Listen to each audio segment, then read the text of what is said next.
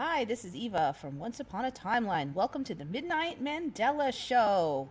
I liked that title so much last week that it stuck, and I'm going to keep it. So I think you're stuck with it now. It probably looks normal to you now, hopefully. Everything looks normal.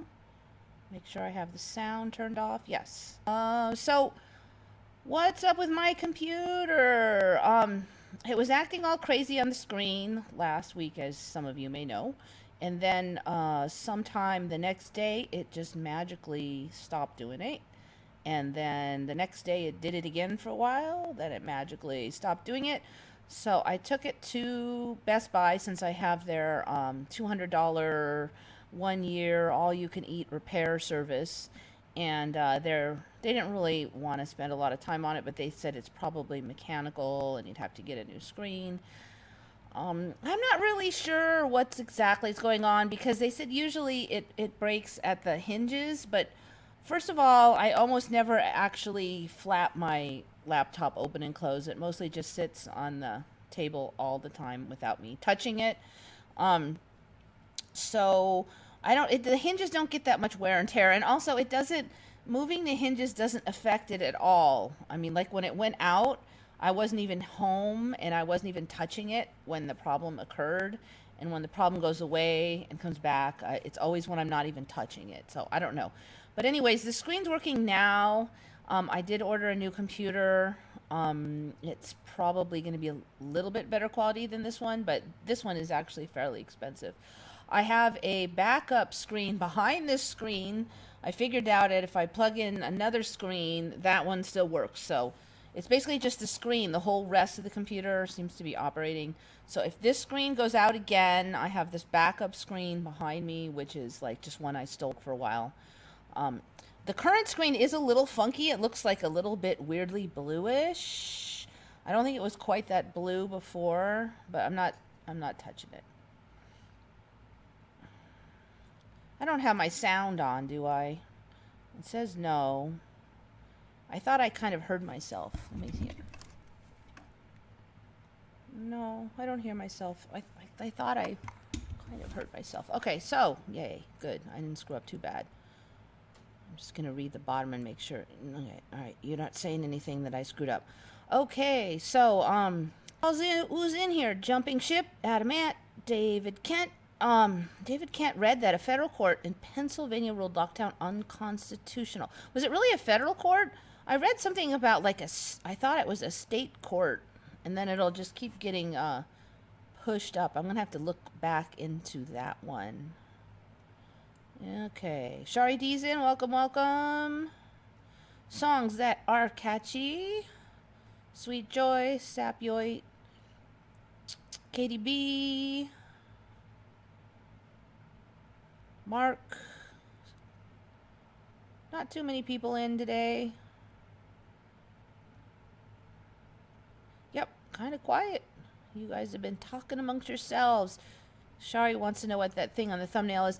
You know, you'll probably never guess, but it's actually not anything too disgusting. I don't think I have anything really. I have any spiders nor any snakes, so it's kind of a miracle. Broadnet's Caster's in and Gainer.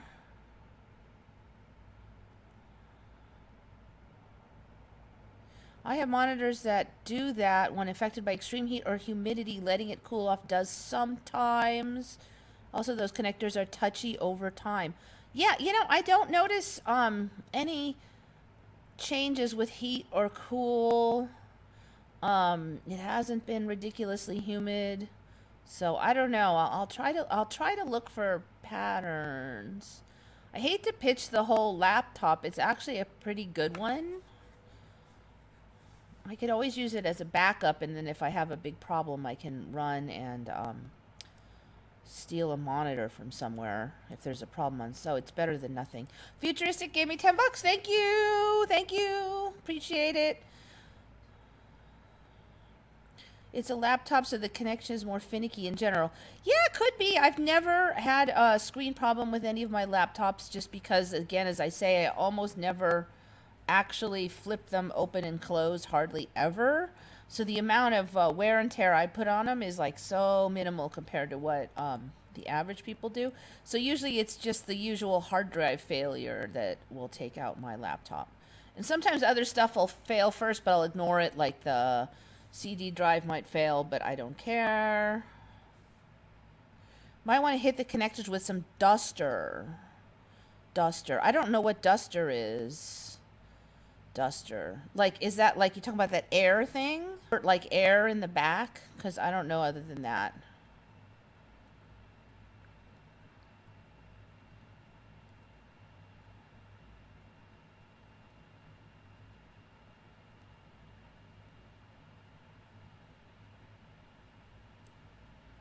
Reading the rest, reading the rest. Did y'all notice some vampires are becoming real, connecting the blood system of young mice and old mice leads to the old getting younger, especially effective when the young one is frightened. I had not heard that. I've definitely heard this yammer about injecting like young blood into older animals. And I believe that that is kind of now related to this. What is for me a fairly new in the last year or so conspiracy theory about the adrenochrome, where like, you know, I don't know, evil, bad upper up people, higher up people are stealing children and stealing their blood and becoming younger or staying younger or some such. Um, wasn't really a logical conspiracy theory in my older timelines, but now with this new research, new for me, I'm not sure how new it is for this timeline, research that you are discussing here, Sapioid, about the mice and other animals. For me, that's quite new research, though, but I'll have to look and see what it is for here. I had not heard that thing about being it more effective when they're frightened. I'm sure that will just add more fodder for the conspiracy theory. Not sure what to think about all that. Brandon Blount is in. Shari D, they've been doing this a long time. Yeah, okay, Sapioid's talking about the... Okay, adrenochrome is made from draining the blood of frightened children, then filtered down from that blood without raising the temperature. And then filtered from that blood without raising the temperature of the blood. Well, I'm glad somebody's keeping an eye on all of it.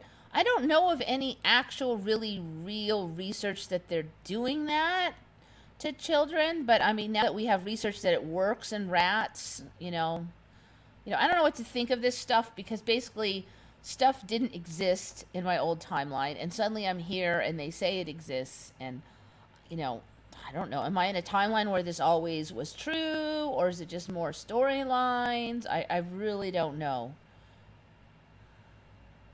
It's hard for me to take something seriously when it just showed up, though, if you know what I mean. I mean, at least it just showed up for me. I have noticed lots of insects and fauna consuming blood that did not do so before. Yeah, like the butterflies. Still a bit disturbing when combined with the exaggerated canines, and once were herbivores. Yeah, like the deer and all the animals, like all the herbivores eating meat now. The smoke cleared and the sun is yellow now. David can't. I don't know. I'm Southern California. It's still a little off, and you can still smell the burn, but there's actually no fires really near here. Well, we had one way south, but I mean, one during September is like actually pretty mild for us. And now we have vampire bats, which feed off only blood and nothing else, apparently. Okay, now for me, the vampire bats are old. They were like one of the few animals that fed off of only blood, like besides like mosquitoes and stuff. So vampire bats are old news for me. But a bunch of the other animals that do it, like the birds and stuff, that's new. Adrenochrome thing is an Emmy for me too. I didn't know about it before, and one day it was all over the internet. Yeah, Shari, it's the same thing. That, and then like the mud floods, and then suddenly there was this missing 1,000 years. Right after the mud floods, suddenly there was a missing 1,000 years, and now there's this like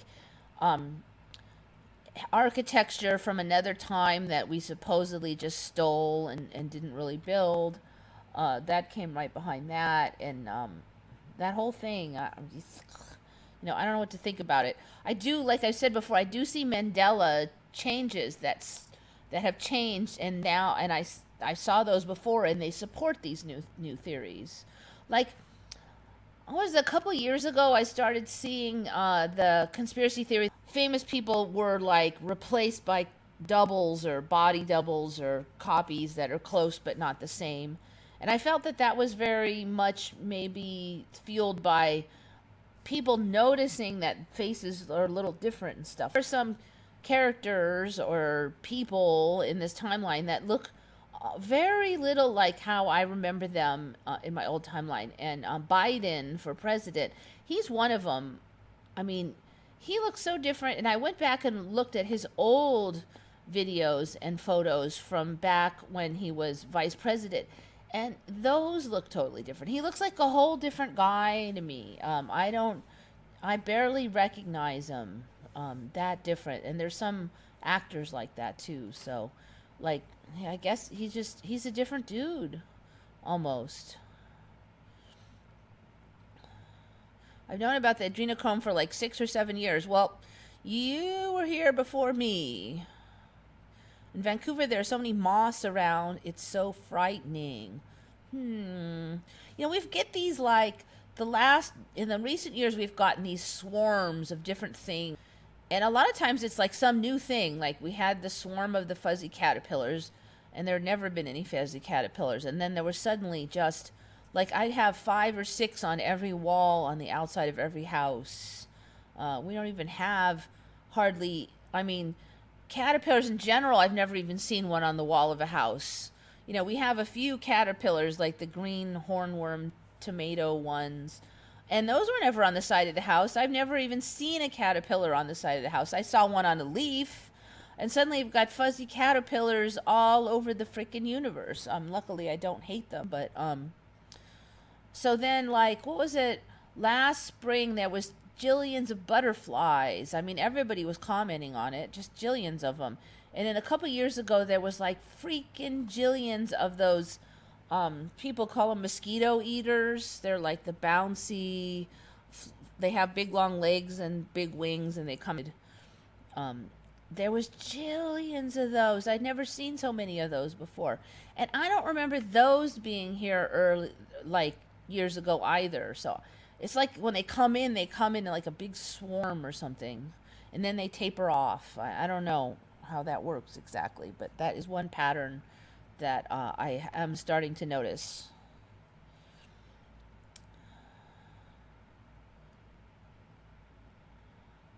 Leaving Las Vegas equals adrenochrome. I don't know what that means. If you actually exist in other realities, is death, or rather life, only about death or ends, or is it just a linear understanding of existence? I don't know. You lost me on that one. Plastic surgery. No, it's not plastic surgery if you go back to the same time you used to know him and they look different. So I remember him looking a certain way all through the vice presidency, and now if you look at his imagery from the vice president, he doesn't look like that. So if there's a plastic surgery, then they'll look as you remember up until the point they got the plastic surgery, and then they'll look different. But if it's a Mandela, then they look different all the way back through, and that's what I'm talking about. And I'm talking about TV shows with people on them that I saw the show way when I saw the shows, and now the reruns, they look different. So it's not plastic surgery because I already saw those shows. They didn't they didn't retape those shows. They're old shows. So nope, not plastic surgery. That's a different deal. Watch out for the Mandela splaining now. All right. So I have, luckily or unluckily, I didn't have a ton for this week, but I do have a bunch left over from last week. So I'll do a brief amount of complaining about world news. I think I'll look up that thing. What was it? Pennsylvania court. Court. Down lockdown. See if that brings it up. Pennsylvania coronavirus restrictions struck down. Oh, it does say a federal judge. Just dig this in. Let's see. Pennsylvania Supreme Court. Okay, so it's the state court, but they're federal judges. A federal judge struck down Pennsylvania Governor Tom Wolf's orders restricting mass gatherings and shutting down business amid the COVID-19 pandemic as unconstitutional. Let's see if I can get my... So what happens now? Violated First Amendment freedom of assembly and struck down orders directing business closures, blah, blah, blah. Filed by 4 counties, as well as business owners and lawmakers. It's interesting, it's 4 counties. So it's not just individual businesses, that was 4 counties. I don't know how big they were. Pennsylvania current state guidelines had already reopened most businesses with social distancing requirements and capacity restrictions, blah, blah, blah. The Pennsylvania Supreme Court previously upheld Wolf's orders in response to similar legal challenge. So what's different now? How do I get rid of that stupid advertising? The court believes the defendants undertook their actions in a well-intentioned effort to protect Pennsylvanians, but even in an emergency, the authority of government is not unfettered. That's interesting, though, because I didn't come up to 2 different conclusions. I mean, you could always argue that now that we know that the virus is not that dangerous, but that really shouldn't affect their interpretation of law. The state has yet to decide whether it'll appeal. We are aware of the ruling and reviewing the decision. So what, does that mean Pennsylvania won't be able to do that again now unless they fix that problem, or what? Or will they just go ahead and do it anyway? Okay, so that's interesting. So they pretty much already opened up again, so it's almost like kind of a moot point. But we're going into the winter now. I'm expecting more lockdown baloney. So will Pennsylvania just snub the court or come up with some other cock and bull story? And it'll take so long to get to court that it'll already be locked down for months. That could happen. Okay, speaking of baloney. Okay, so there's more in the As the World Turns COVID baloney for San Diego and California. So, as I mentioned last week, this is the current California baloney where the main issue now, they don't care about hospitals at all, supposedly. And the main 2 issues are case rates per 1,000 people, 100,000 people, and testing positivity percentage. So San Diego was at 5.8, but is now at 6.9. So when we hit 7, the story was that we would suddenly go into the purple, which is more lockdown, like the most lockdown. But then Governor Newsom suddenly said, oh, no, wait, there's some kind of dispute about our testing versus our counting, like our counts. He's disputing our counts, and he's saying that we're really 7.9. San Diego is claiming 6.9, which puts us in red, but Newsom is claiming we're at 7.9, and that we have been for a week. So if we've been at 7.9 for a week, then we have 1 more week until Newsom orders us to be in purple. I find this interesting because everything is like this now. It's like, oh, this is how it is. Oh, no, wait, this research, turns out this was always this way. Oh, no, it's this way. Oh, no, wait, back here. Like, everything is like an oh, no, wait, like constantly, just whiplash all the time. So this is another example of it. We thought we'd have at least 2 weeks. If you hit to 7, you're supposed to have 2 weeks to get it back down. And if you can't get it back down in 2 weeks, you go up to the next level. But all of a sudden now we've already a week ago, we already supposedly have been accused of being 7.9. So you think you have 2 weeks, but you haven't even hit there. But actually, you only have 1 week, or not, or who knows? I don't know. So I mean, is this like example of maybe San Diego trying to push back a little bit? Oh, maybe. I would really love to see some of these local mayors trying to, push a little on this baloney. San Diego is a fairly large area, so if we pushed, might be interesting. Okay, so anyway, more soap opera drama in the COVID San Diego lands. Another thing I wanted to revisit from last week is that the 100-mile border around the United States, where the Border Patrol have all these powers. So I said last week that they just did this, but apparently I had not delved into it enough. So what has changed recently is just that Homeland Security has claimed that the Border Patrol has the right to seize your electronic records and save them for 75 years. That's the only new part for this timeline, which puts this firmly in the Mandela Effect category for me, because apparently, since when is that date? I had you somewhere. Since 1953, the 100 miles around the border of the United States. You can see here that it covers most big cities and is out of 3 people in the United States. They call this the zone.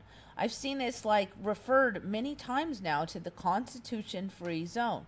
So what does that even mean? Okay, so within 100 miles of the border, then the Border Patrol has all these powers, and some of them totally go against the Constitution. Yet they've been supposedly allowed to do this since 1953. So this is related to all the immigration checkpoints and drunk driving checkpoints. But apparently they can just drive around and jump they can pull anybody over, not just at checkpoints. Okay. And I thought that was done through the police, the checkpoints, but no, they're just saying basically that immigration can do this. Now, it's worded as if they have to have suspicion of you being an illegal immigrant, but apparently, if you've ever been through the checkpoints, they give crap all about your illegal immigrant. They're looking for drunk drivers, expired license, busted tail lights, marijuana, anything. You have your child's, if you don't have your child seats right, you could get a ticket for that. Anything. So it has nothing to do with hardly immigration. Most of these are, and they're set up on times when they think that there'll be a lot of drunks out, but 95% of the infractions have nothing to do with drunk driving. It's funded by the, Mothers Against Drunk Driving. So they fund it, and then the police get all this free overtime, so they love it, and it's fairly safe work. There's not a lot of domestic violence and stuff they've got to deal with. So, and there's a lot of them, and they're kind of hanging out most of the time talking, so it's not that hard. So they love them. Okay. And the argument's always been, well, if you're not doing anything wrong, you have nothing to worry about. But it's starting to get weird here because the law now is, and the current timeline is, they can just pull you over anywhere. It's not just at checkpoints. They do not require any probable cause. They can stop, search, detain. They don't have to tell you why they're doing it. They don't have to have any reasonable suspicion or probable cause. In addition to the new thing that they're claiming, they can seize your electronics and keep all of the data for up to 75 years. I'm trying to find out what the limits to what they can do are, because it seems like they have, they're exempt from some of the stuff that police have. I mean, I can't find anything about them having to read you your rights, or tell you why you're being detained. There doesn't seem to be any limits to how long they can detain you that I could see. I've actually been digging today looking for any limits. Then they're saying that well, like some constitutional rights are still in effect. Luckily, some of these articles are saying, but I can't see which ones they are. I mean, I don't see, like, I mean, you still have the right to remain silent, I guess. They can demand to see your paperwork, and you're not required to give them, but they're allowed to keep you for as long as they want if they think you're not a citizen, and they don't have to have probable cause for thinking it. So if you don't give them your paperwork, you can't leave your paperwork, but if you don't give it to them, you can't leave. So like you got to have your paperwork, because there's supposedly a law that citizens don't have to carry paperwork, but they're allowed to detain you if they think you're not a citizen, even if they don't have probable cause. You see how it's all like weird, like none of this really makes any sense. And with all the checkpoint baloney in like Victoria, Australia right now, something that I was not pleased to suddenly have in my timeline, because I am quite positive that there was not 100-mile constitution-free zone around the United States in my old timelines. There's no freaking way that was there. So, I did predict that we'll see more scary-looking stuff on TV and the news, and I think this is probably one of them. So yeah, not loving it. Can't say I'm surprised. Still not loving it. All right, so now we're going to go to Mandela's. Let me just see what you guys are up to. But that's the next. The next subject is Mandela's. That one kind of really is, though. It's kind of a half world news, half Mandela.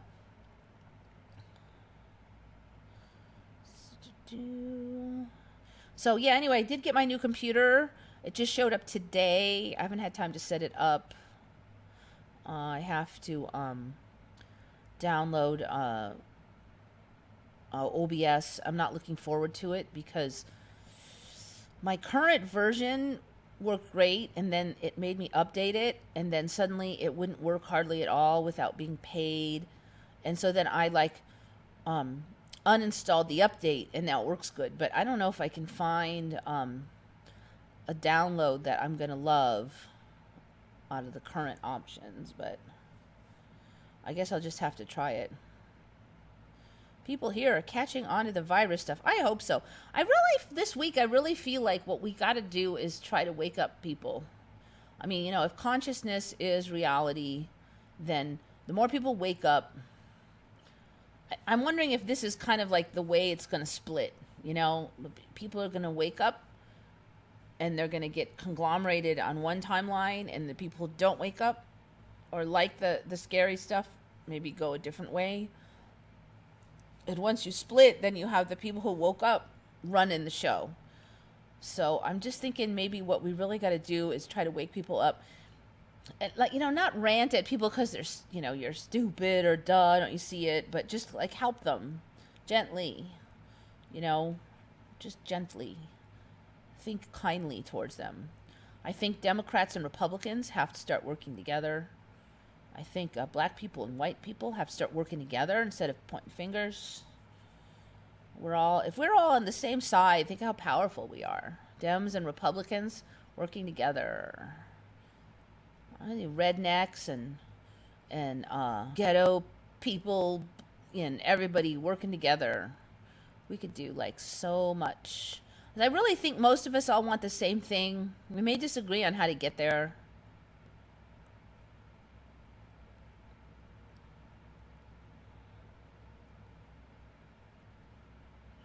I've heard a school in England vaccinated children without asking the parents. Yeah, you'd think that'd be illegal. Wonder what they vaccinated them against. I mean, that would be dangerous, because what if they have a bad reaction and you don't even know what's wrong with them? I've been trying to manifest my sister into finding her own place. So far, nothing. I would say if something's not working, try a whole nother tactic. Sometimes that helps. Like, if you've been finger wagging at her for like your whole life, which is kind of what we tend to do with our family, or whatever tactic you've been doing with your whole life, try like the opposite one and see, sometimes that can think of it differently. Because if you do the same thing, you'll get the same results. And sometimes it's very hard to change how you think of problems, but like if you finger wag, try asking nicely, thinking nicely. Um, if you don't talk to her about it, try talking to her about it. If you're very passive about it, try being less passive. If you're very aggressive about it, try being kinder. Just try different tactics. After about 45 years of handling, I realized that it didn't work, and I tried a different way, and that worked. We got along a lot better. People are questioning more. Yeah, I think this might be what it is. It's basically an opportunity. It's like so ridiculous. You have politicians on there. They will be on tape saying one thing and 5 minutes later being on tape saying the opposite, then denying they said the thing that they're on tape saying. Oh, I never said that. You're on tape saying it. How many times does your candidate have to do that before you finally have to accept that they're a big fat liar? And I'm not even saying which side this is, because it's both sides. Dreams have been wildly vivid and have come to expect curious adventures, intricate details. That was me like last year. This year it's the line between conscious and unconscious just seems less. So I'm like sitting there watching scenery a lot in my dreams. Like I'm just sitting there going, wow, look at that stream. Look at that mountains. I can't even, I still have trouble remembering when I wake up, but I remember being way more conscious. That's been how it has been for me for like the last few months. It's like used to be, I didn't have that level of consciousness when I slept. Once in a while, but not on a regular basis.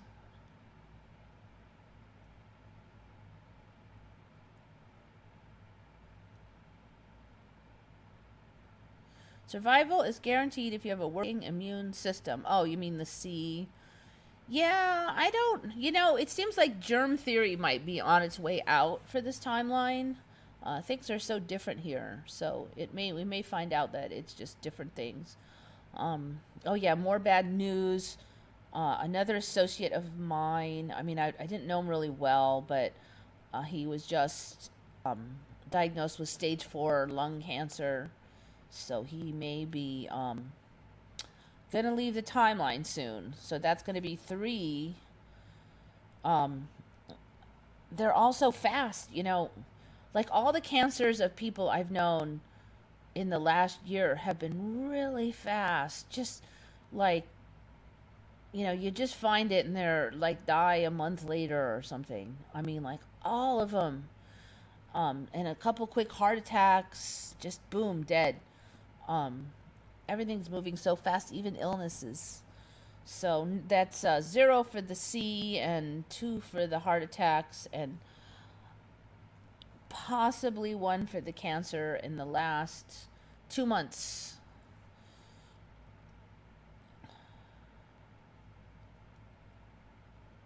People are fed up and cannot just go under Trudeau posts and read the comments. Yeah, I don't know. It's hard to tell what the common people are saying, because you get online and there's like a million Canadians swearing that C is killing everybody, and then you go to another spot and it's anti-lockdown and they swear Trudeau's a moron, and I really don't know, and I can tell you what kind of the average people around here are saying, and since I'm a little bit of a conservative area, they tend to be fairly skeptical, but still there's not a lot of people in the restaurants. So it's a tough one, because okay, so I talk to my neighbors who are generally fairly randomly related to me, associated with me. I mean, I didn't pick my neighbors. I just moved into the house I liked. So they should be random sampling, right? They seem fairly against the lockdowns. Um, and they're just random people, and they're not like just young or just old or whatever. So that seems to be it. They seem to be, but then why is there so few people in the restaurants? Like, I went to the restaurant and it was only 10% full. They definitely had room for more. So people scared and staying home? Is it some kind of the NPCs are not being generated as a rapid a rate? I don't know.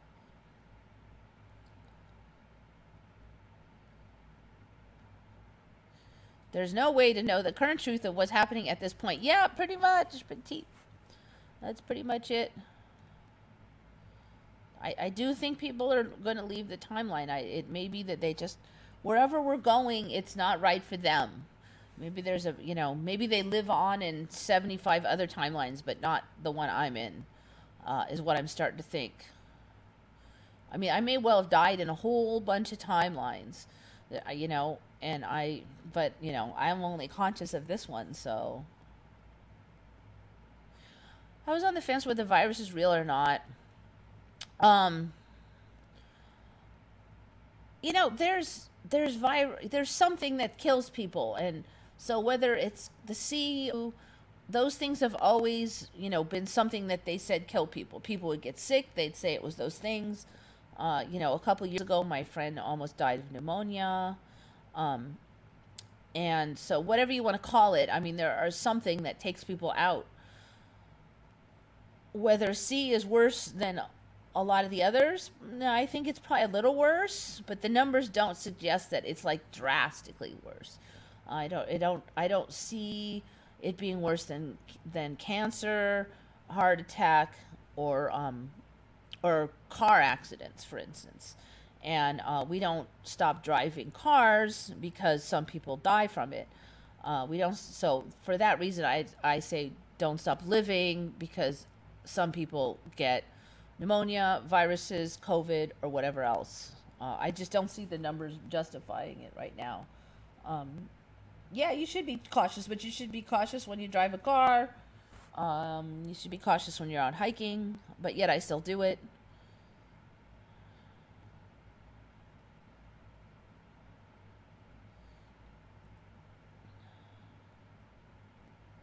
Then, do we even trust what they say? That's the thing. They're getting money for saying something is C. When somebody dies from pneumonia now, it's going to get labeled C. Um, and so that's another big problem. Do we know what they died from? They've got flu-like illness, pneumonia.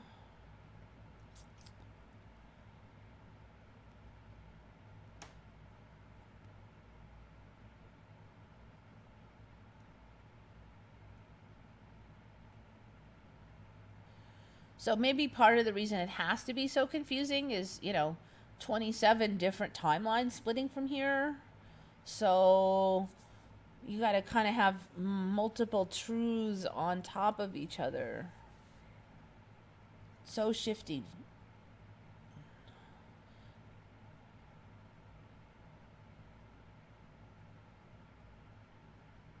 Futuristic, your level changed. you know, there is like so much more space up in here, in the nasal passages, and I could feel it. I've never had such open nasal passages in my life by far. I mean, the amount of air that can get through my nose easily now is like shocking to me. I didn't used to really breathe through my nose that much because it was just a little harder, but now it's just totally easy. Something's going on. Recently, my damn nose could barely breathe out of it. So you're like the opposite. That's interesting. I don't know. You might have like some kind of allergy problem going on. This timeline loves its autoimmune problems, allergy problems.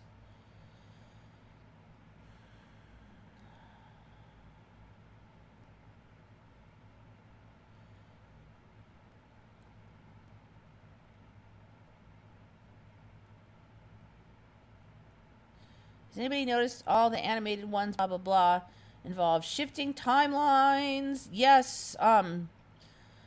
There's been so much. It's just been, the last couple of years, it's been fairly shocking. I don't think it's a coincidence. Just the none of them are as weird as the actual Mandela effect, though. I mean, the Mandela effect, you couldn't make this stuff up. You really couldn't. It's just so wacky. Then you can't quite get closure. I guess, movies, they need to have some kind of closure usually. Although, the Twilight Zone often left stuff hanging. And I think that's why we often refer to this place as like the Twilight Zone, because those episodes would just kind of leave it as like, woo, mystery. They wouldn't have that closure. They leave you to think. And as much as it makes me crazy, imagine a stream with Eva and Scott Harrison. Yeah, I don't know. I don't know if there's enough room for both of us. Are like, yep. It'd be like, I don't know. I'm sure we'd get along fine, but it's kind of like redundant to have two giant yapper yaws. What's nice is when you have two people together, like, because then one can talk. I guess we could still do it across across the internet, but you have one person yap and the other person can read all of the comments, and so it's less boring for you, plus all the comments get covered. So yeah, so like one person chats away, the other person reads the comments, and then you can switch. So there's that benefit. It's probably be a lot more entertaining for you guys. Okay, all right, where am I going here? All right, this one. I actually had this one for last week, but it was kind of complicated. God modifying our bodies protect us from created illnesses. Yeah, could be. I suspect that we end up where we're supposed to be. I no longer think it's random. I think people leaving this timeline are the people that, for whatever reason, are not going to the timeline I'm going to. Maybe they're not suited to it. Maybe the timelines, maybe they go to a better timeline. Maybe they go to a worse timeline. Maybe they just, none of the timelines currently are right for them. They, move on to the afterlife. I don't know, but I suspect that we're done. And when I'm looking back on it, it kind of matches with what I've seen. When you're done with life, it's not random. It's just a way is picked quite possibly by us as to how we're exiting. It's basically like when you're playing a video game and you're tired of playing the video game and your mom says it's time for dinner, then you die. You have to leave. And then you can come back later, but you need to rest. Okay, so this one was found by Julie Holcomb. This one is really interesting. Maybe not to you, but it is to me, because it is an example of the paranormal kind of making its way into chemistry now. And really weird stuff. I've never heard of this before until Julie found it. And so this guy, Channel Vanadium, Vanadium, doesn't have very many subscribers. I haven't really watched any of his other stuff, but it looks kind of interesting. Hardly any subscribers. I'm not sure how Julie found this, but so one of his videos, when was this from, like last month? It's not that hard to find. It's called The Strangeness of Matter, Mandela Effect in Chemistry. Now, first of all, what he's going to describe is not really a Mandela effect, because it is not a case of dueling memories at all. I would maybe say it's a Mandela effect in that this chemistry weirdness I don't think existed in my old time, but he's just saying that weird, almost paranormal events happened in chemistry in this timeline, and that would not be a Mandela effect. If you say this crap never happened in your timeline, yes, that's a Mandela effect. But the way he's describing it, he's not really describing it as a Mandela effect, but it is some weird business. And I'm just going to use his little synopsis because it is well written. Is there a Mandela effect going on in science? Chris takes Vanadium on a dive into some legitimate mysteries in the world of chemistry and crystallography, referencing the work of Rupert Sheldrake, The Strange Legal History of Ampicillin, blah, blah, blah, blah. Okay, so the story is that crystal compounds synthesized across the world reliably for decades, they were all synthesized the same and everything was fine. Then suddenly, one day, a new kind of crystal forms instead. Compound. And the most interesting one that they example is xylitol, if you've heard of it. I believe that that is a sugar, like one of those fake sugars. Now, for me, xylitol is kind of a newish creation. Like, it happened in my lifetime, maybe, I don't know, 20 years ago. So in this timeline, it goes much further back, but in a different form. And this is the weird thing. So they were synthesizing xylitol, and I think it was, it was liquid at room temperature for like decades, supposedly. And then suddenly, somebody's trying to make it, and it did not prove to be liquid at room temperature. Basically, it crystallized differently this one time. So they're like, what the bleep? You know, why did it come out different? Did we do something different? But here's where it gets weird, okay? So suddenly, all over the world, everybody's synthesis suddenly starts doing the same thing. And suddenly, everybody attempting to synthesize xylitol also ends up with it not being liquid at room temperature. So, like hundreds of miles away in another country, none of them have changed their processes, and suddenly it all changes like at once, and they never get the old way back again. Like, they can never create the old stuff again. It's now forever the new way. Okay, so that's just freaking creepy. That's super weird. Sometimes the conclusions and even the hardest sciences aren't that concrete. So he's kind of talking about this. And so it's not just with xylitol. It's like with, it sounds like dozens, if not hundreds of chemicals have had this happen. And in this timeline, it's all documented. And so supposedly the chemists just kind of ignore it or sweep it under the rug or whatever. But there's a bunch of these. And it's like, there's writings on this going back to like 1970s and stuff. So I definitely suggest you watch this one, The Strangest of Matter, Mandela Effect in Chemistry, by Vanadium. Here's another bleep on it. There are many instances, some reported in the literature and many others not, of crystalline compounds behaving respectively for many months or years until nucleation of a more stable form. So apparently the trend is into a more stable form.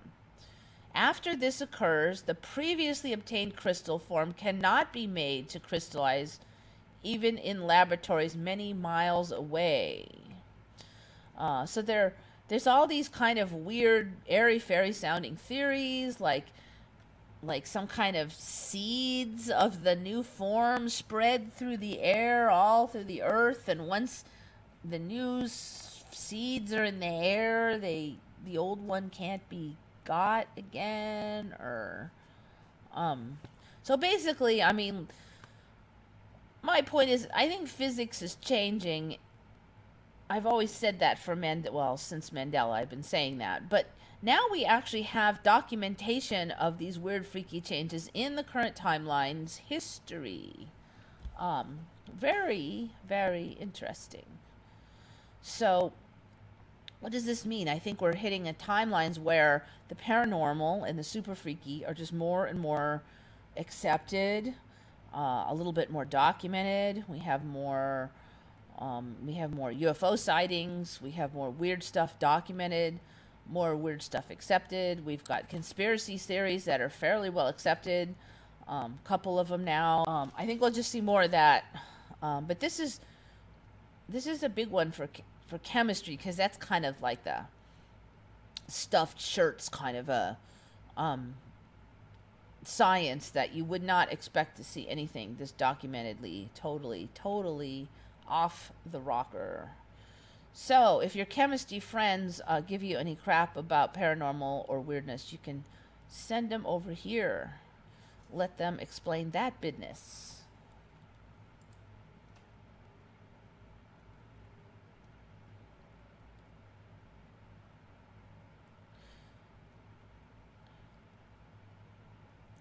If the planet is smaller, so should we all be. Molecules, density.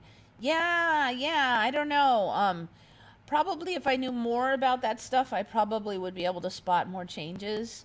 I mean, I've definitely spotted a lot of changes in like the function of mitochondria and other biological processes because that's the area that I knew really well, but I didn't really know like atomic theory and quantum that much. Quantum was so new, they can just keep adding stuff and just say, "Oh, this is new, this is new, this is new."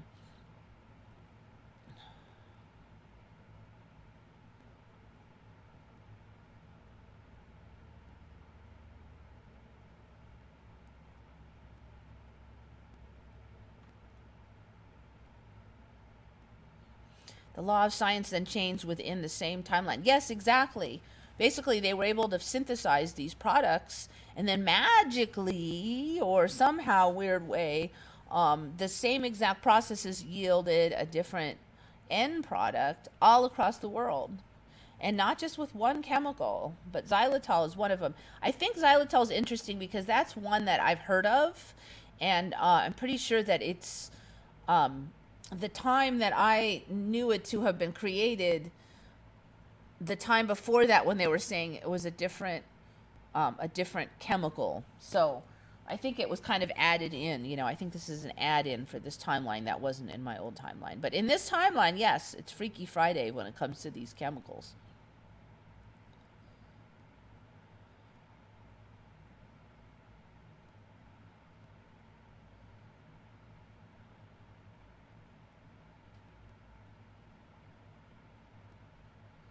I've noticed that the timelines are trying to repair the residual. The evidence now supports all versions.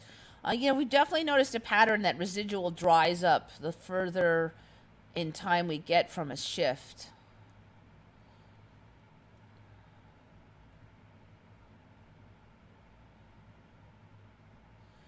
Would you give us the link about the crystallization one?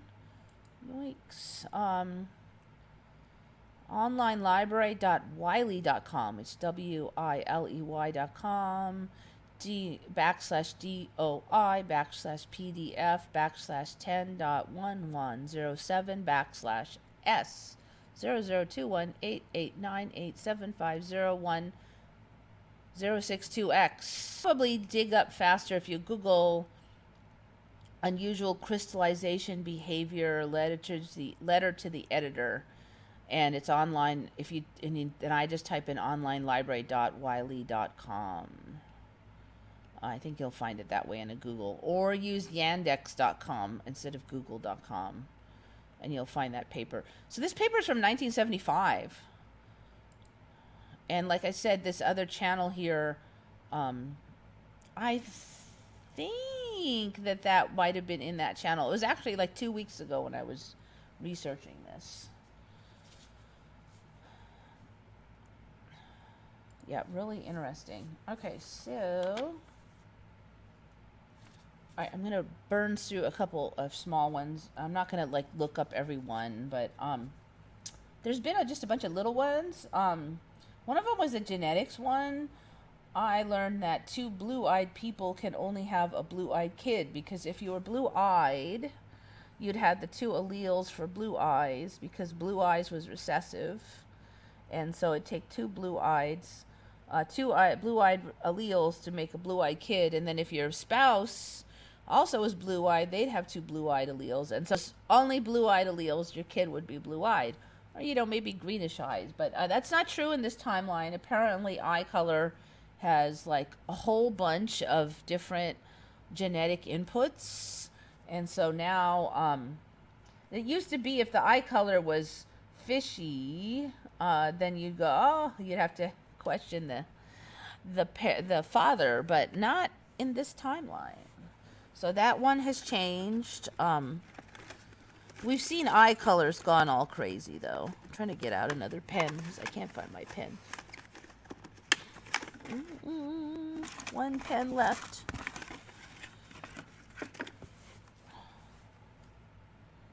I don't know why I don't have anything to write, but if I don't see a pen on my screen, it makes me crazy. All right, that one changed. I think I might have covered this before. I kind of have a vague memory of it. They used to say the Roman gladiators would fight to the death. Well, now they rarely killed each other.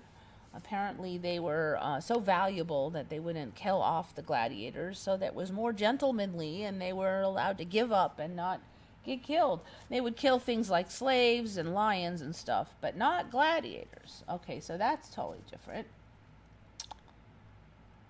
Got that one, got that one.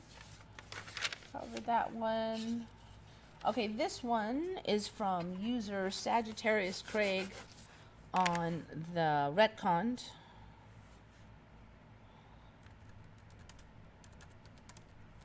I think this is one that I saw before, but it has just changed and it's even weirder now.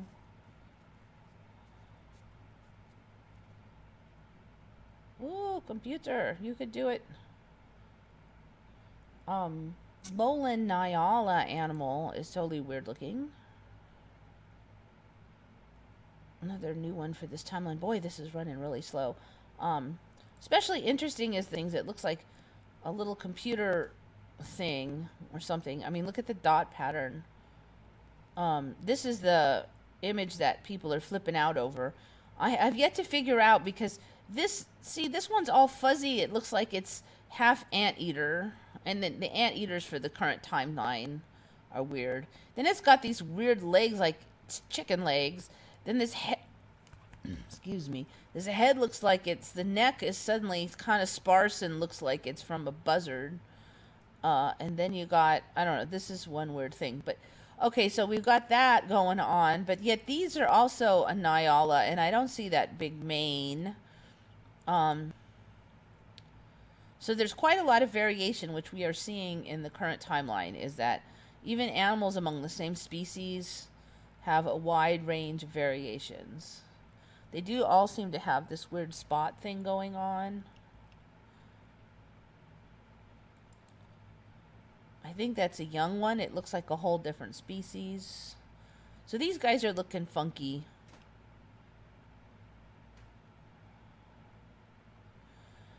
I think I saw these before, but they just weren't half this weird before.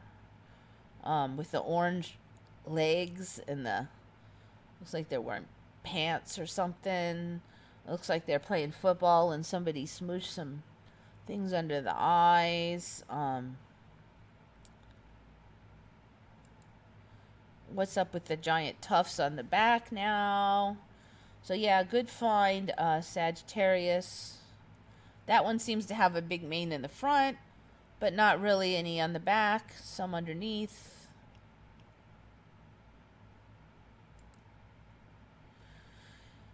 So yeah, anyway, another weird one. Okay, this one flips me out because I used to live in LA. I've visited Venice Beach. So Venice Beach, it's I guess named after Venice in that the history when I was there is that they wanted to replicate like Venice with the water all inland and like a waterfront like they wanted to have it like rivers all next to the shops and stuff. So they dug canals and tried to replicate Venice, and it supposedly didn't. Like they were saying commercially it was not a successful venture, and the canals were kind of stinky, but they're still kind of there, but not to the extent that they had originally planned, and that was pretty much it. It's still kind of an upper crusty area. It's a story that I totally accepted in the old days, but now I'm a little suspicious of, and I do wonder if I go back there now if there'll be a lot more of these inland canals than there was then. That's the kind of sneaky Mandela kind of thing we're gonna do. But I read the whole history of freaking Venice when I was there, Venice Beach. It's it wasn't that far from my house, and there was nothing about this, and I almost just laughed my head off. Okay, so they've long said that there's oil off the coast of California, off the coast. Just like they said that there's oil off the coast of Florida, okay? Off the coast. But now the story is it's all under Los Angeles and Venice Beach, and we apparently had gajillions of oil derricks in the past. So this is the oil fields of Los Angeles in the past. Look at all these derricks. I mean, no. I lived in LA for quite some time, and I visited Venice Beach and so they're saying it's like one of the largest oil fields in the world now. No, that was like Saudi Arabia, guys. It wasn't Los Angeles. We had oil, yeah, but I mean, the United States did not have that much oil. It was a lot of oil for the United States. It was not a lot of oil compared to global oil sources. Not shot. In 1890s, the small town of Los Angeles began a transformation driven by this discovery and drilling of some of the most productive oil fields in history. No, just no. We did not have the most productive oil fields in history. By 1930, California was producing nearly a quarter of the world's oil output. No, we weren't. In the decades that followed, many oil wells closed, but even more open, surrounded by urban and suburban growth. Machinery was camouflaged. Loud noises were abated. Methane pockets were vented. No, they weren't. Residents learned to live side by side with oil production facilities. No. I think it was like a year ago, I saw this weird oil derrick in LA when I was driving home. And I thought it was really weird because I've driven around LA. I used to live there. And I actually drove a lot right after I got my car. I drove a lot on the freeways. And I'd never seen one. And I'm like, is that new? What is that? I wasn't sure if it was a Mandela or what. And that was kind of a foreshadow of this, because apparently Los Angeles is now one of the best oil producing locations in the freaking world, if we want it to be. And so they're saying that there are all these large facilities just like that are disguised as like regular buildings with big walls, so you think it's just like a big factory, but there's actually oil derricks in there. Freaking no. To this day, oil fields in Los Angeles basin. See, yes, we had some derricks off the coast, but Californians were afraid of oil spills, so we limited that. And there was a lot of fighting with like when there were Republican presidents, because Republican presidents wanted to open up California offshore oil drilling, and we didn't want that. But there was never an argument about there being oil under Los Angeles, and certainly not like one of the biggest fields in the freaking world. There's no way.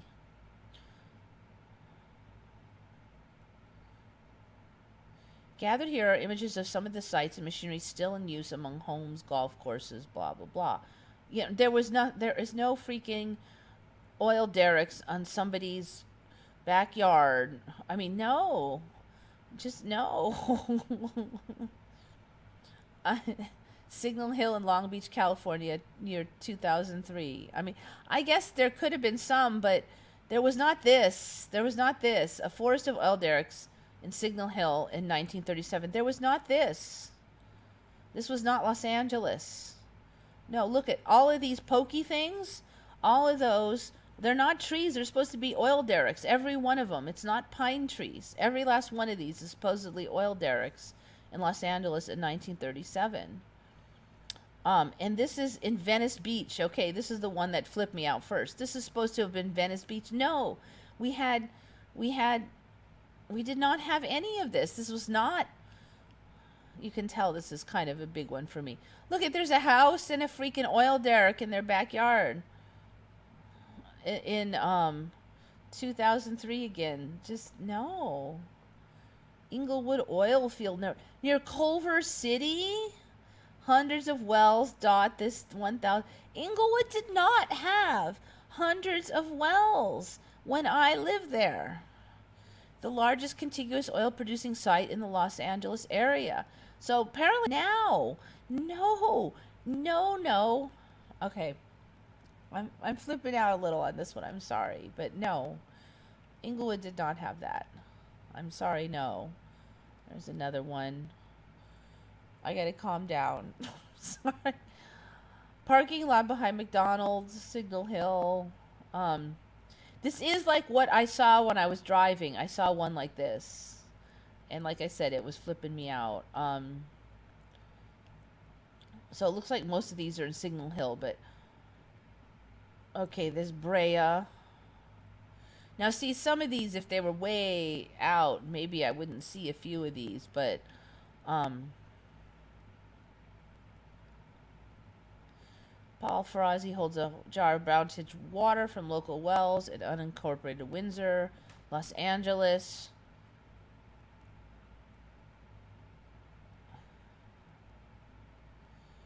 Rather than eventually playing out and becoming an elaborately planned urban park, a new operator in 2004 began drilling what was planned to be the first of some 600 new wells over the next 20 years without environmental review.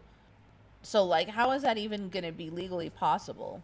Um, but, but no, there was never any argument about drilling 600 wells. We just didn't hardly have any oil. This is just insanity. Palm trees are used to camouflage oil extraction operations on Island White, one of 4 oil drilling islands operated by Thumbs Long Beach. What's an oil drilling island? I've never freaking heard of this crap. We had derricks, a couple of them way out there, and that was it. Way out in the ocean, that was it. Grissom Island, one of 4 oil drilling. So what they, off the coast of Long Beach, I've never even heard of this stuff. I mean, there's a bunch of other new islands off the south of California. Did they, I'm going to have to look into this. I'm assuming they built these islands so they could drill oil, but I've never heard of any of that business. The whole thing was California was not going to have oil drilling derricks because we didn't want to risk our oceans. I've never heard of that changing. This is just total and complete insanity. So yeah, okay. I guess you can see my point. Okay, so this, is this supposed to be a decorated oil derrick looms over Beverly Hills High School? No, there was no oil derrick in Beverly Hills Ice. Are you freaking kidding me? I haven't looked at this whole website, so you can see me reacting in real time. So this is more like what I was talking about. So they're saying like buildings like this, it just, from the ground, it just looks like a big factory or something. And then they're saying, oh, inside these, there's oil derricks. So you would never know. So I'm just thinking in some timelines, maybe it was like an Amazon fulfillment center. But in this timeline, it's an oil derrick. The Packard well site drilling location is disguised to look like a nondescript office building from street level. Okay, so look, you just think it's an office building. Inside is a derrick. Why even hide it then? Just have a freaking derrick. I mean, if you have a... Alright, I could go on and on. Where's this supposed to be at? Long Beach again. Just no. I mean, Long Beach had a lot of industrial, but not this.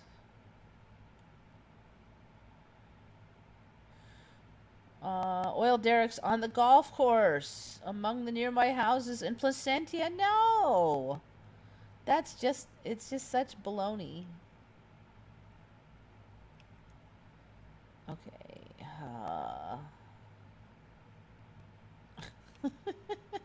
It's just this. All right. Anyway, that obviously is a massive Mandela. So, I think I've discussed before about like resources showing up. Remember peak oil? How we were going to run out of oil because I don't know if you remember like, oh, the Saudi fields are all drying up, and once the Saudi fields run out of oil, we're all gonna. We're all going to die. We're all going to run out of fuel for our cars, and industry is going to collapse, and there'll be a giant industrial disaster. And then they were like, oh wait, there's oil in like Alaska, and um, we could drill there, and that was like our. It still wasn't going to compare with Saudi fields, and we couldn't really compete with that, but it would be better than nothing. And suddenly now we've got the like world's largest oil field under Los Angeles. Why are we so worried about the Saudis? um that's freaking me out. It's just like ridiculousness.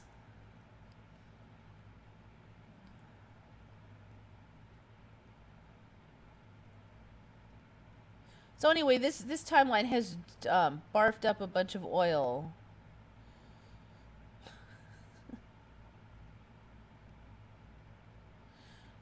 Orion people were digging oil. Yeah, they're just pumping it. They're not really digging it. I don't think they're even fracking it.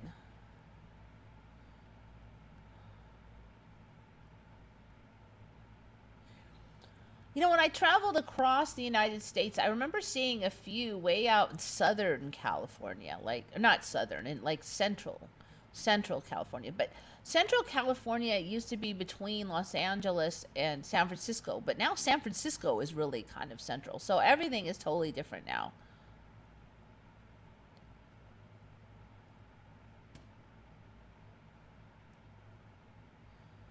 That's why so much of Texas economy is built on refineries, proximity.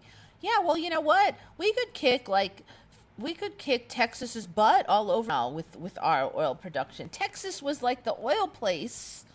Um, Not anymore. Yeah, I was just thinking about the Beverly Hillbillies. See, that was just like ridiculous cockamamie back then, because it's like, oh yeah, really? Like you're just gonna shoot at shooting at some food or whatever it was, and then there'd be like oil in like Beverly Hills. It was ridiculous. But I'm wondering now if it was kind of like a foreshadow, because the whole show was silly. So you're like, yeah, right. You're not going to find oil in like Beverly Hills, but or no, they found it wherever they lived and moved to Beverly Hills. But now, yeah, Beverly Hills is full of oil itself. Why is fracking a thing at all if there's so much oil laying around? Yeah, that was never an option. Texas, yeah, Texas has been known for oil for quite some time. I don't know if it goes all the way back to the 70s for me, but there was no way that LA had like one of the biggest oil reserves in the world. There's no way. Like Texas had oil, yeah, but it was nothing compared to Saudi Arabia and the Persian Gulf and the Persian states. That's why we're so dependent on them. And that's why it was, and I studied this because there was all this push for us to become independent of them, right? And I studied it, and they're like, we had so little oil that there was no freaking way back then. Oh, I think somebody gave me another chat. If you did, thank you, chat revenue. There was, because I've got $14 now, so somebody must have added some in there. So there was no way. I studied it. There was no way. We had so little oil. Yeah, we had, when you say a lot, it's a lot for United States. It wasn't a lot globally. So there was no way we could become independent. So I was laughing. I'm like, this is stupid. We can't become independent. It's just a pipe dream. But now we could. There'd be no problemos according to this information, assuming it's accurate. I mean, we do need to like have something that's not so expensive and stupid, and I think that some timelines will develop that. Probably some kind of cold fusion thing or something. Anyone remember Dune of Palat? Never heard of it. I don't even know what it is. So yeah, the Beverly Hillbillies, they discovered oil and then they moved to Beverly Hills. But I can't remember where they lived before they moved to Beverly Hills, except for out in the country.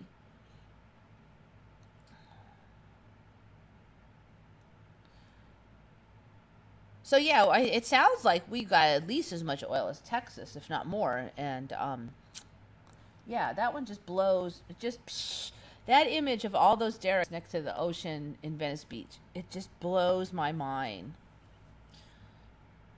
So yeah, we're not going to run out of oil. We could be the next Saudi Arabia. This is insanity. Okay, so now that my head is exploded, I kind of forgot in all the excitement how totally insane that was. And then, okay. Now on the theme of lightning, I found some more weird lightningses. There's one called, I've covered like that, blue jets and some of these other weird ones. Well, there's a new one called blue glimpses. I'm gonna dig this one up.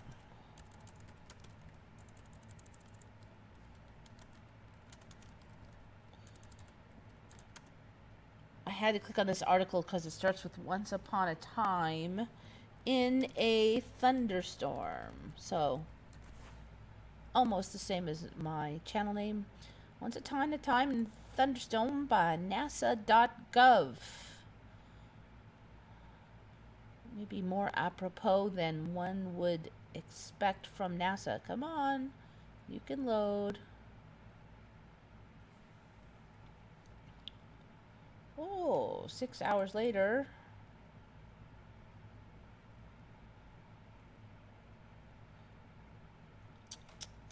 I'll take the time to read up on what you guys are talking about.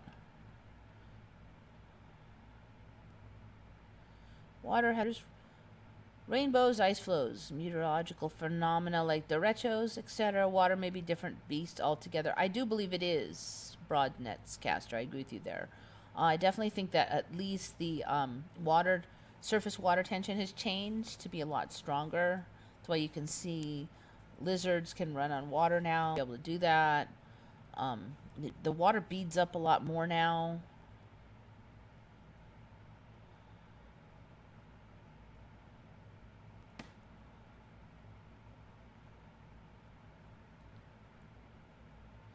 Does anybody have a real anchor memory of Saudi Arabia in the 70s? I really can't say I have one memory, but I do a source. One of the main sources of our oil in the 70s was, what I remember, that was like the source, the Saudis, Saudi oil. That was like, they had the most oil. And then these other little Persian countries, I heard about them having oil later, but it was Saudi that was the oil. And then later, when I was older, it was Texas. But I mean, Texas had a lot of oil, but for United States, it was still a tiny amount compared to like Saudi. So that's why the global oil needs depended on Saudi Arabia, because, we could supplement our supplies with Texas oil, but Saudi had the most oil and the easy to get oil.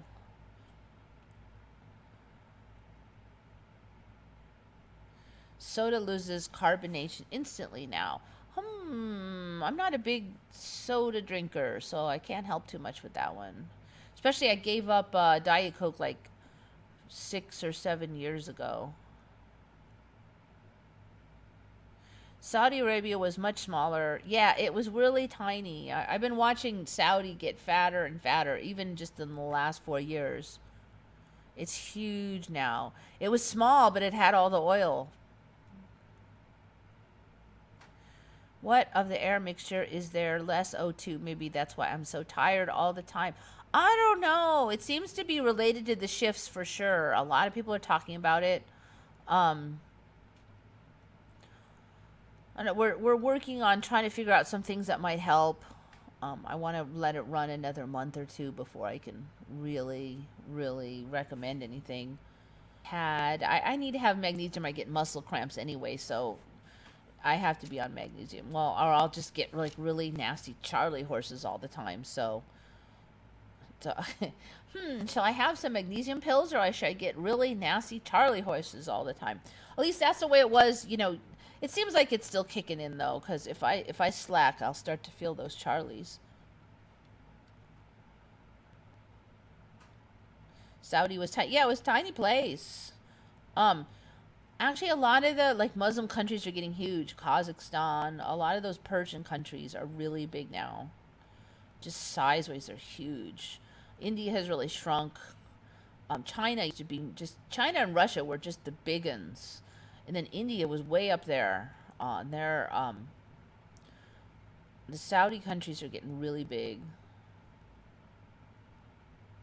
I am super low on magnesium after a shift. I just keep a constant every day. I supplement with magnesium every day. Might as well build it up as much as you can before a shift. I don't. Magnesium is one of those things you almost can't get enough of in food because there's so few foods that have any decent amount of it. I mean, like if you're not eating like spinach and salmon every day, then you're low on magnesium, at least according to the official RAs. China was bigger and different shape. Yep, it didn't look like a chicken. Sweden and Norway have gotten huge. You're right. Those were tiny countries before. They're massive now. And they used to sit right next to Denmark. That's where they were attached, on top of Poland there, for me. And then they got bigger and bigger and bigger. I think that's why I had to jump, because they were getting so big. Almost like nobody remembers them where they were before but me. So I don't know if I'm the only one from that timeline. But yeah, all three of those were dinky, and they were stuck on top of Poland. So when that whole thing came out that Poland was never coastal before, it was in the middle. Yeah, because Sweden and those countries were sitting on top, and Poland was more in the middle for me. Gigantic jets. Okay, let me find these blue glimpses. Bloop. Okay, so you see we have more and more photos of the weird stuff. So these blue jets here that were just mythical time, or almost mythical. Now the space station has all these imageries of them, but they should have had imageries of them for a long time. So I think these blue glimpses are really new. Let's see if I can expand this. I haven't been able to find hardly any information on them. But so right here, there's a couple of them that are new. So the sprites are looking different for me, because they're more like just kind of, they used to be more like trees, but here they're just showing them as strips. So the blue glimpses, I think, are these dot things down here that are like right above the clouds. They've got two kinds of jets now. This is what got me started, okay? They've got blue jets and they've got gigantic jets. So it looks like the gigantic jets also have red stuff on the top. They're blue on the bottom. And then I don't know what this freaking pink thing is. That's another one that I'm still trying to figure out. But all of these are supposed to be visible. So the halo thing used to be something kind of associated with the sprites, but now it's kind of its own deal. And the halo and the elves thing was like the same thing before, but now it's like a separate deal. And they've got this electron positron beam effect. These are all lightnings, okay? Or like lightning-like phenomena that happen above the clouds versus below. So I don't know what this positron electron beam thing, but that looks like fireworks. Pretty cool. I don't know. It's getting whack-doodle out here. That's all I can say. So new ones, this pink thing, the gigantic jet is new, and the blue glimpses are new. The halo and the elf have kind of split off into separate phenomena. So, we're going to basically, we got this whole light show developing out here. That's going to be like, it's basically better than the fireworks. I think we're going to, I don't know how long until we get to see this more with our own eyes, but I think we will, because this stuff's developing very rapidly.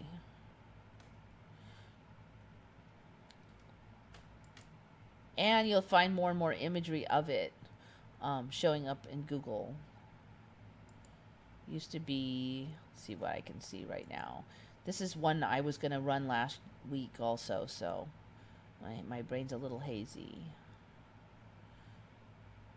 Doink, doink. See, there's not a lot on the blue glimpses yet. I wasn't able to find much. I was actually looking up the gigantic jets because I saw a mention of those. You know, when I picked the lightning for the top of my my channel, I really had no idea that we were going to get this much whack-doodle lightning, really. I just thought lightning was cool, so I put it on there, but let's see if I can find blue glimpses light.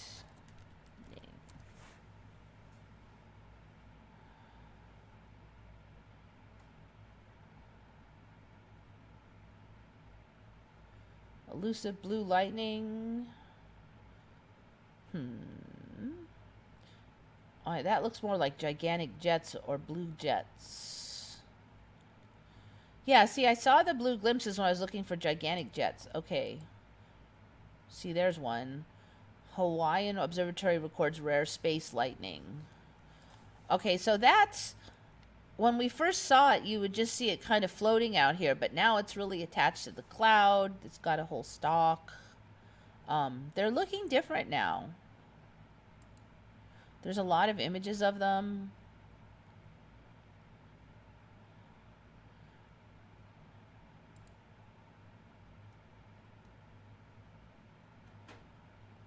Another one. So these are just from observatories. This is a little bit more like how I remember seeing them originally. They wouldn't show a lot of the light below, though. So these, I believe, are sprites. You wouldn't really see the connection. You would just see a little bit of red. You don't really see the purple. So the purple is kind of an addition here. This is more like how I remember them looking when we first were seeing these showing up in the timeline.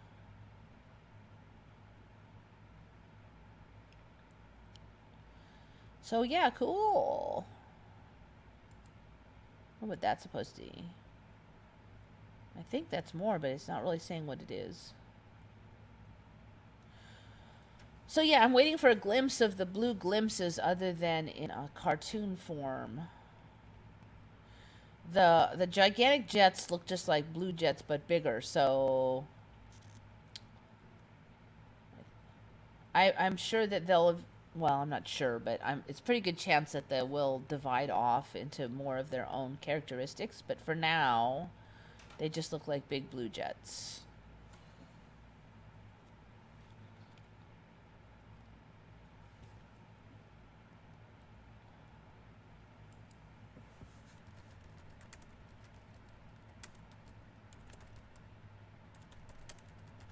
Alright, this is another one.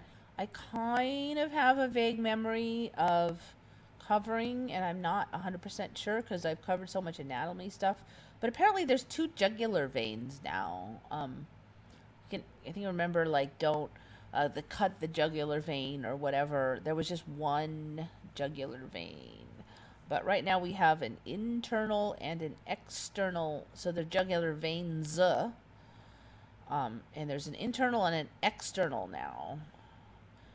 So I guess when they say you cut the jugular vein, they meant like the external one, but there never was 2 of them before. Let's see if I can find a nice image of it.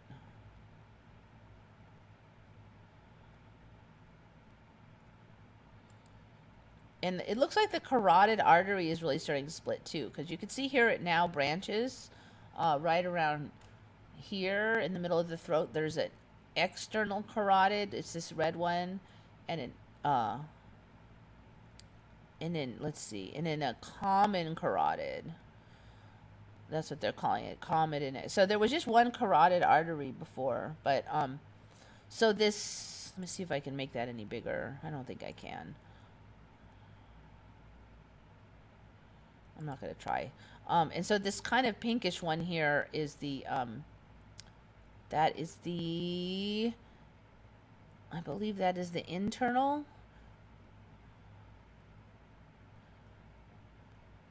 That is the external carotid, and then this is the internal carotid, I believe. Anyway, there's 2 of them.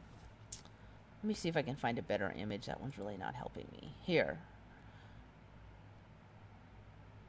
Okay, so external jugular is this blue one here. Internal jugular is this one. So that makes it easy. So yeah, there's two very obvious jugular veins now. And then the carotid split is right there. So yeah, there wasn't two before. It's craziness. Let's see if I can get an idea where they're located at.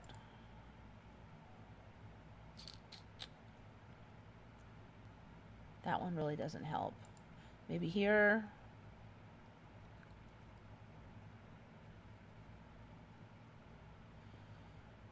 So like the internal is what? Under some muscles or something? Anyway, weird. See if that has it. See, it looks like it's still cuttable. External, internal.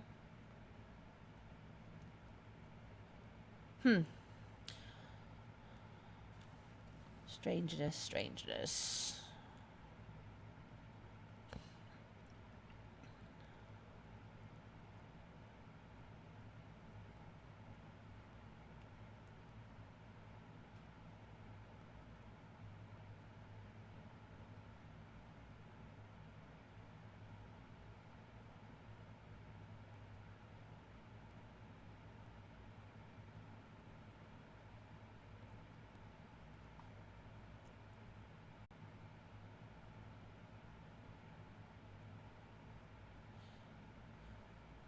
Flat Earth people say that's water above the dome. You said doom, but I assume you mean dome. Falling past the atmosphere. I don't know how that works.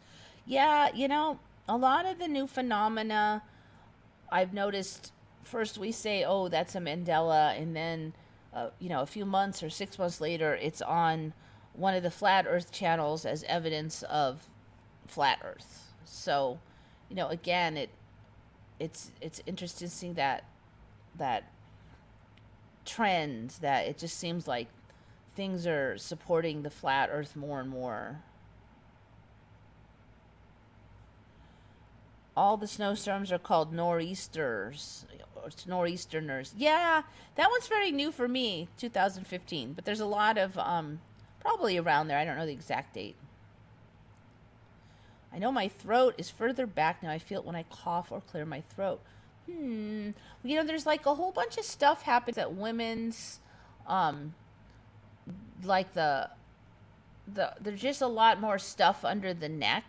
So even like the thinner women that don't have much flab will have like a more of a bulge here.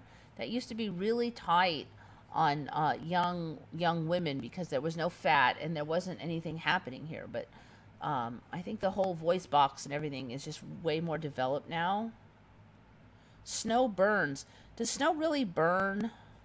I've not heard that one. Does snow burn?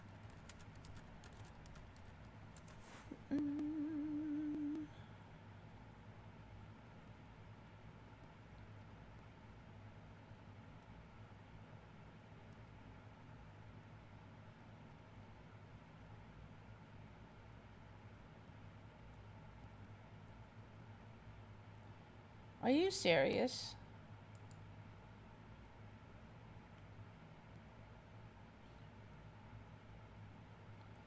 Alright, see if this will load. News. Scientists have an explanation for YouTube videos showing snow burning.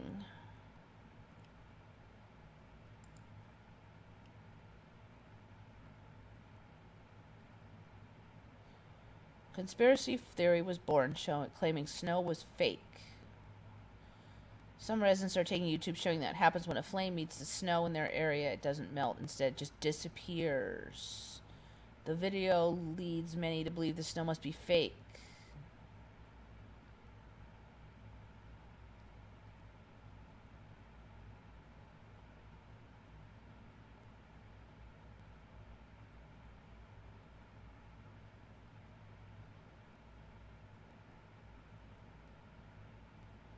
It's like the world's tiniest baby spider in front of my eyes.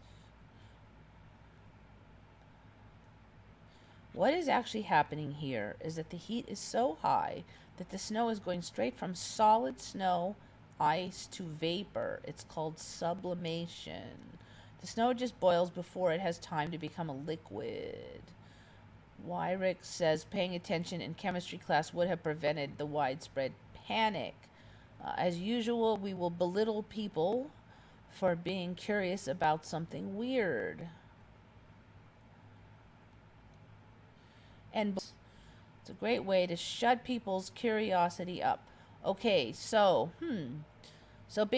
people are saying that when they try to burn the snow, it just disappears. I'm very suspicious about this, but I'm not from a snowy area. But whenever there's a giant meme that shoots around the planet and a bunch of people freaking out, these days I'm very suspicious about that kind of thing. I would have thought that it would become water first. You would think locals would kind of know how their snow behaves. That's from 2014, huh? Yeah, I've not heard of this conspiracy theory about the fake snow until just now.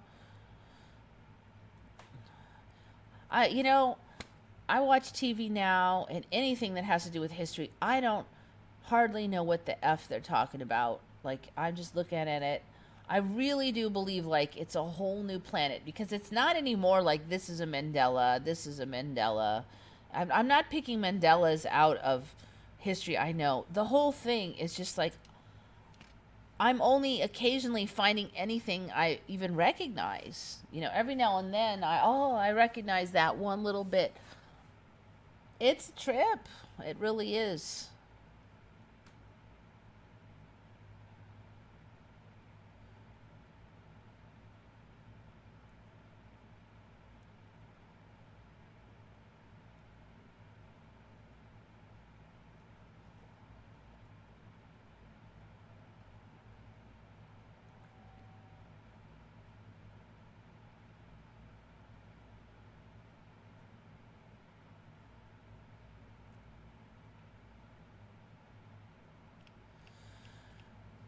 Okay, so got you.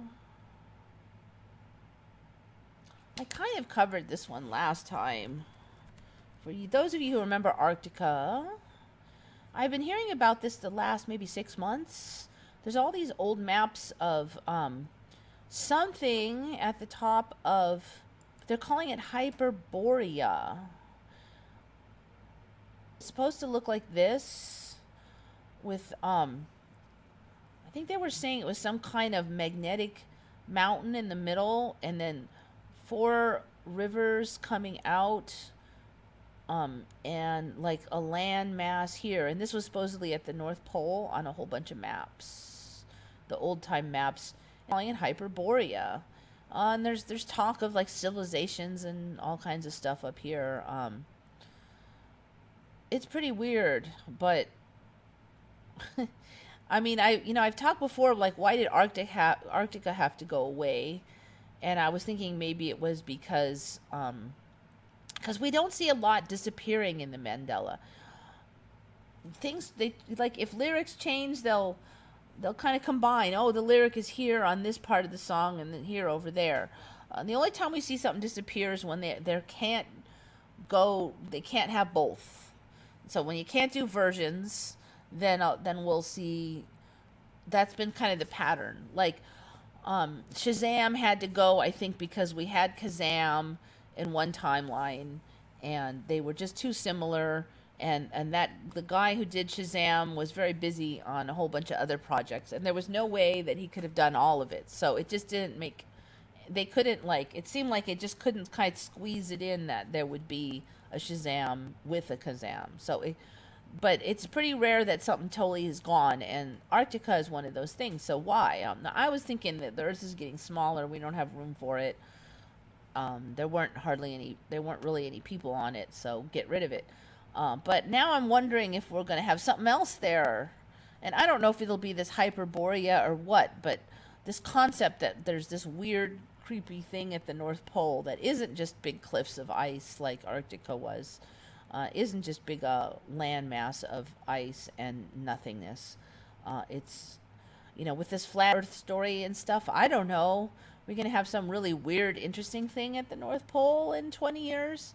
Um, interesting. I think, was this one of the old maps? Let me see if I can find one that has. So there's a whole bunch of these maps, and you could see that they each show hyperborea a little differently, too, which is also interesting, because if they're all copies, then they should all have the same, right? So there's another one with hyperborea. This one is so dinky that you can't really see it, but so there's all these stories of all these interesting civilizations that supposedly existed around there. There's another representation of it. It has such a nice name, too. That guy's calling it Eden or Meru. So anyway, keep an eye on that one. It's tiny in that one. The old maps, let's just say they're getting really interesting. Okay, got that one. Got that one. 1:45. Actually, I'm making pretty decent time today, considering I had a lot to cover. Why is Greenland moving? Yeah, Greenland was over there east of Canada. It's been scooting up over there. So yeah, I thought maybe, I don't know I don't know why Greenland's doing that, actually. Maybe we'll figure it out when things get more close to there. The other thing is I'm thinking we might be heading towards Pangea, and so things might be slotting around to squish together, but I don't see why Arctica couldn't have done that. So that's why I'm really suspicious about Arctica slinking off.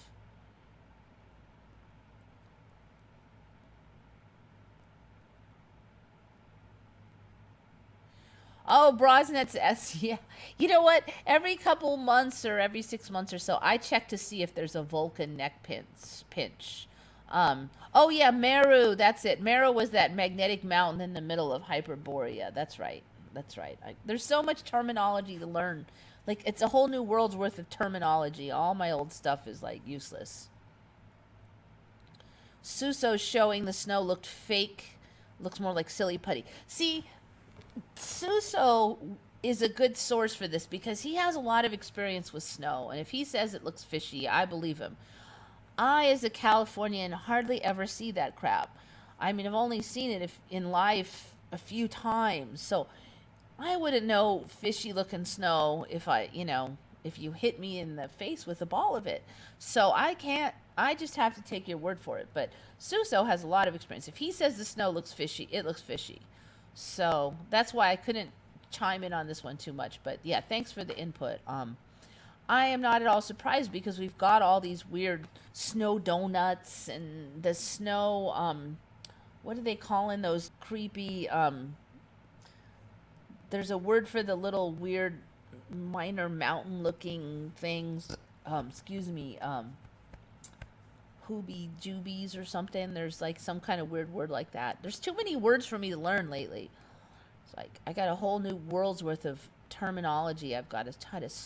I was doing okay for the first 2 years of the Mandela, but these last 2 years are starting to exceed my capacity to learn terminology. And it keeps changing. And then there's like 3 more of them for that same thing. First it was parthenogenesis, now it's parthenogenesis. First it was hyoid bone, now it's hyoid bone. First it was, they keep changing. Ugh.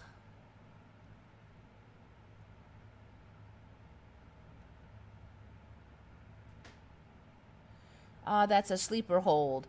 The sleeper hold thing, I've been very suspicious of that one since I first saw it about maybe 5 years ago. I don't remember the sleeper hold being there like 10 years ago. But I'm still waiting to see a genuine neck pinch. The sleeper hold's so quick, too. I remember you having to cut off blood supply. No, you cut off airflow, basically. It could have been blood supply, but it took a while. You had to hold them for a while. So yeah, maybe I'm still waiting to see if we'll get an actual Vulcan neck pinch, though. I mean, if you have a sleeper hold that could take it out that fast, then I don't see why you couldn't have a neck pinch, at least, in soonish.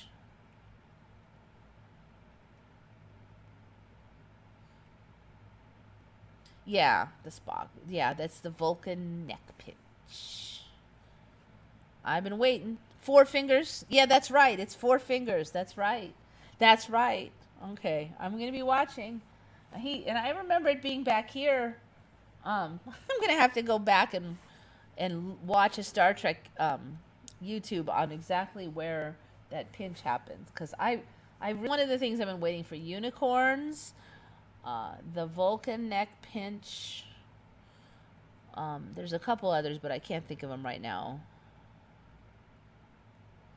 I remember the Vulcan neck pinch was a thing. I don't remember it working. I mean, I don't remember it working in real life. It was just on TV. Beware of movies and fiction, it comes true. Yes, exactly. That's my point. Too many of them have come true. And now with all the changes in there and stuff,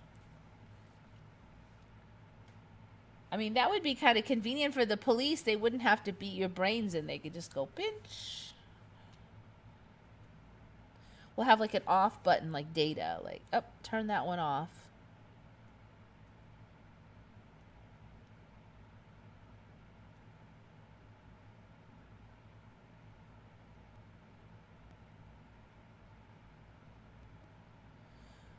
Okay, so where am I now? Couple little short ones. I already covered that one. I will do the thumbnail last. 3 days of darkness. I remember they're saying there'd be 3 days of darkness during the end times in the Bible.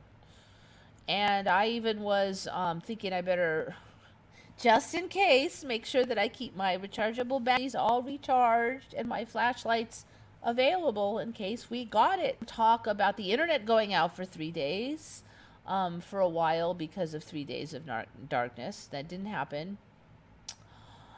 But it's not in the Bible now. And I checked it. It said 3 days. I checked this. So it's not in there now. So that's a Mandela for me. I don't know if it was in there like 10 years ago because I never checked it. But it was in there for a while. But now, if you look up 3 days of darkness, it's some kind of Catholic thing.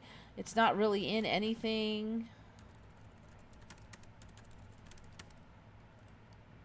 It was like some kind of revelation, but it's not in the Bible. I don't see why it would be such a thing. It is an eschatological belief based on private revelation within Catholicism, which parallels the 10 plagues against Egypt in the book of Exodus. So there's like almost no real concrete anything other than based on private revelation. 100% beeswax candles to be used for the 3 days of darkness. The 3 days of darkness prophecies of latter times. I remember that being in the Bible. It said something about the 3 days of darkness. And since I'd started taking the Bible more seriously, I was like, well, wouldn't hurt to have these. Well, I guess maybe we aren't going to have it now. 3 days of darkness refers to a Catholic prophecy of chastisement and then hope that is very similar to the plagues of Egypt. Nope, that's not what it was for me. 3 days of darkness was the sun going dark. Yes, in the Bible for 3 days. Let's see, I was looking at this also, what it does say in the Bible. It's a little more vague now. Darkening of sun, moon, and stars. So I remember it being right around where, the end times, there was going to be 3 days of darkness.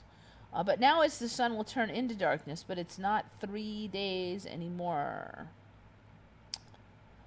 And it kind of sounds like it could be covered by, like, maybe fires, some kind of dark clouds or something now.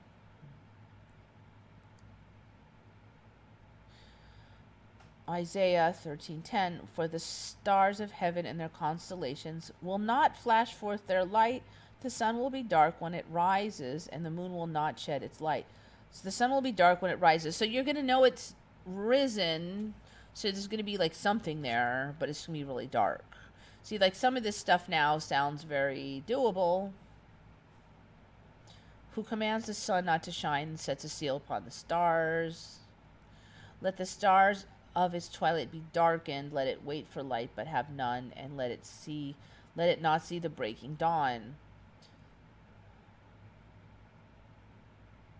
The sun and moon grow dark, and the stars lose their brightness. So it doesn't say they're like gone.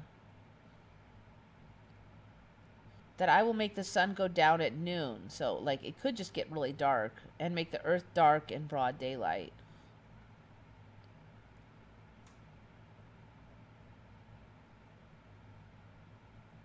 I will darken their stars. I will cover the sun with a cloud, and the moon will not give its light. All right, so, but immediately after the tribulation of those days, the sun will be darkened, and the moon will not give its light, and the stars will fall from the sky, and the powers of heaven will be shaken. So this one could be like the sun is still there, but it's pretty dark, and you don't really see the moon, and the stars will fall from the sky. So that could just be like you don't see them. And we've had a ton of like meteor showers and stuff. So basically that looks like stars falling from the sky. You know, whatever the stars are, they look like specks of light. They look like they're falling. We've talked a lot about how the stars themselves, some of us just don't see. Sure as heck, we're not all these falling meteor showers before for some of us. So this stuff is looking very, very doable right now. The sun will be darkened and the moon will not give its light. See, I remember 3 days of darkness being around here. So that sounded a lot scarier. But now it's just the sun will be darkened. We're almost halfway there with this fires business. At least California is.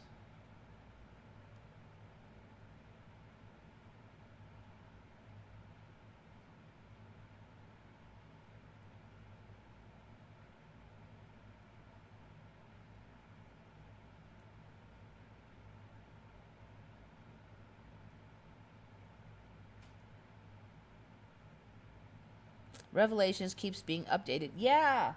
So I'm not sure what to think about the Bible. I mean, like, if there's different, the Bible, does it get updated to predict what'll happen in the timeline you're in? So it's still accurate. I mean, like, it's accurate in every timeline. It's just different. You know, I'm not sure on that. I don't know. It's just a concept. No 3 days of darkness was in Revelations once, but that was a different reality.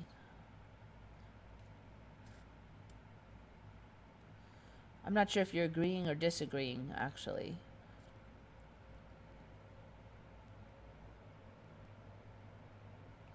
"3 days of darkness with the sun going dark.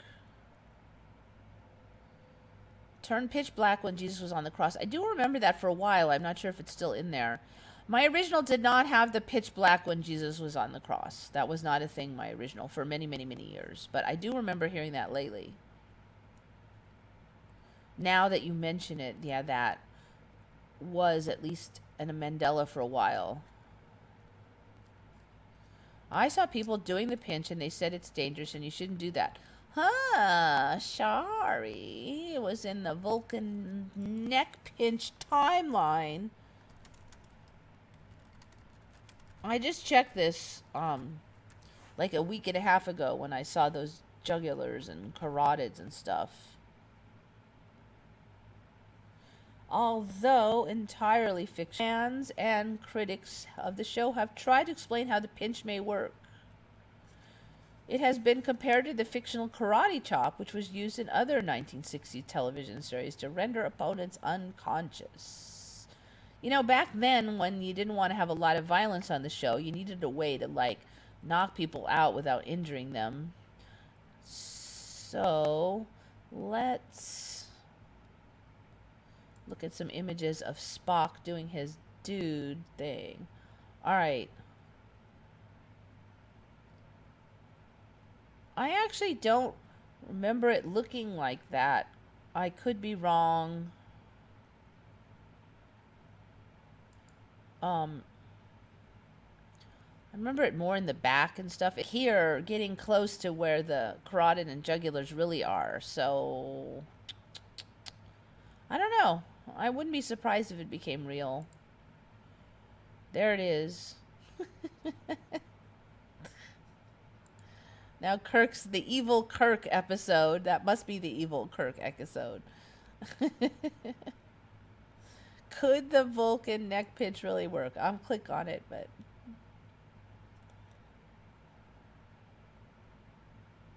maybe I just like those because they were in my old timeline. So little is the only thing, you know, the things that have stayed have been I mean, the old TV shows have changed some, but they're actually way more familiar to me than the whole rest of reality now. It's like histories of my friends, histories of where I grew up. That's all different. But Star Trek still looks quite familiar to me. Even if I do notice changes in, like, you know, the sleeve and stuff.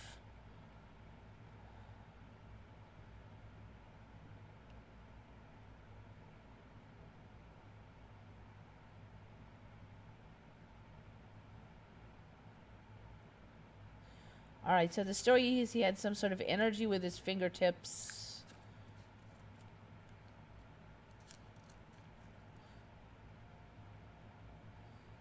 Oh, yeah, I do remember them saying, like, Kirk couldn't learn the pinch for some reason. They were kind of vague about it.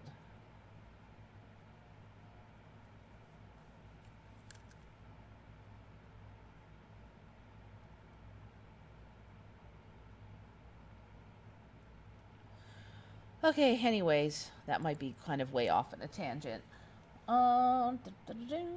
Okay,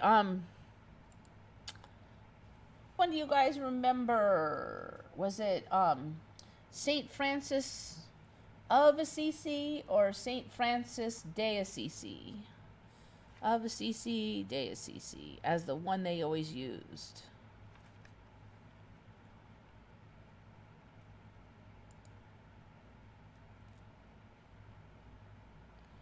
It was in the Bible recently for me. Yes, somebody remembers the 3 days of darkness. The 3 days of darkness was the sun going dark. Yeah, it is the thing.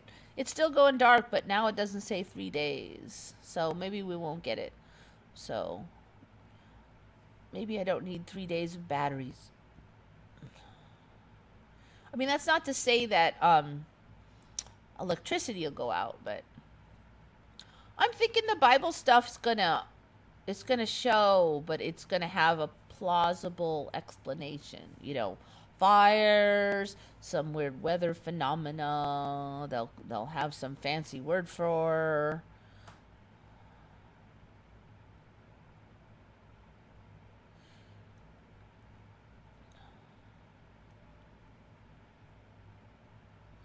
Blood moon. See, a lot of that stuff's already here.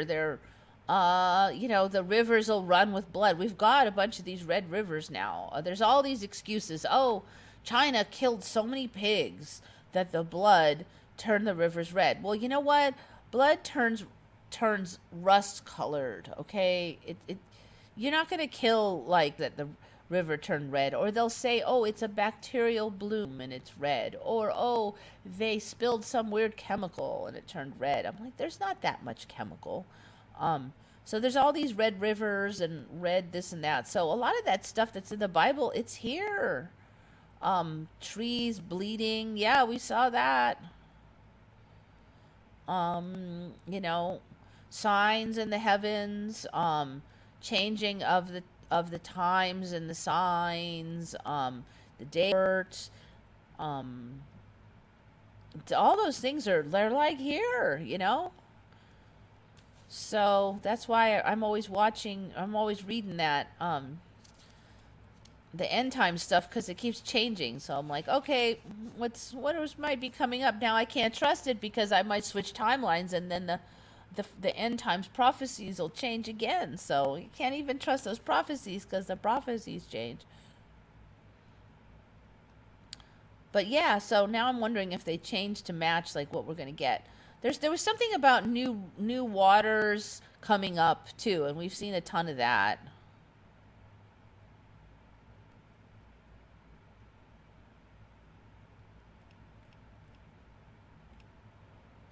We are in the end times. Yeah, I do think we are in the end times, but the end times aren't the end. You know, they're just like a changeover thing. So the end of the old times. Did I cover the picture?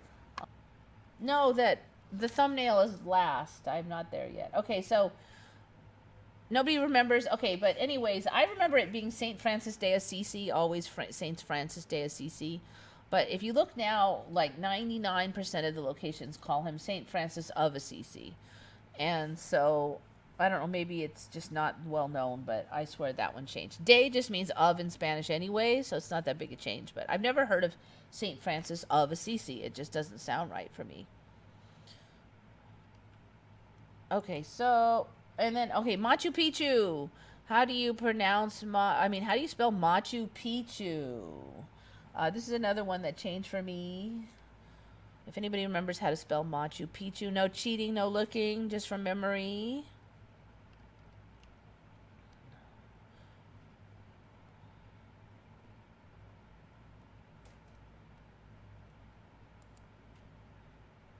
Okay, so where Spock pinches is definitely over here on the side of the neck now. I remember it being more in the back of the neck. So I'm really wondering if this is sneaking around to be more doable. I remember him pinching it right in the back of the neck, frankly. Like here more, like way more back. The finger was barely around, but it seems like it's creeped around now to be like in here. See, this one looks weird to me. Don't remember that one. Machu Picchu now. Okay, Shari, you remember as I do. Machu Picchu, Machu Picchu. Very easy. Biker Babe, same. Boiling Frog, same. Songs that are catchy, same. Broad Nets Caster. Oh, no. Broad's Nest has more C's. I don't know how many versions there are, but Machu Picchu. Yeah, it's almost the same actually. Bit of venom. We still don't have unicorns. No, we don't have unicorns. I'm just watching for them. We don't have unicorns, and we don't have a real Vulcan neck pinch. It's just something I'm watching for. Oliver Henry remembers Machu Picchu, so hopefully it hasn't changed since last week. I'm going to type it in the way I remember it.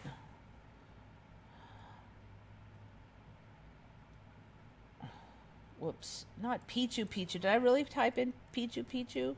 Must be getting late at night. Machu Picchu. Okay, so I type in Machu Picchu the way I remember it, and it says, oh no, there's two C's. Machu Picchu has two C's now. I don't know, this timeline loves its double C's. I don't think I even had one instance of double C's in my original timeline. It looks ridiculous. You might put in a CK there, but not two C's. What is even that? No. Looks wrong. But yeah, this timeline's got different spelling tendencies.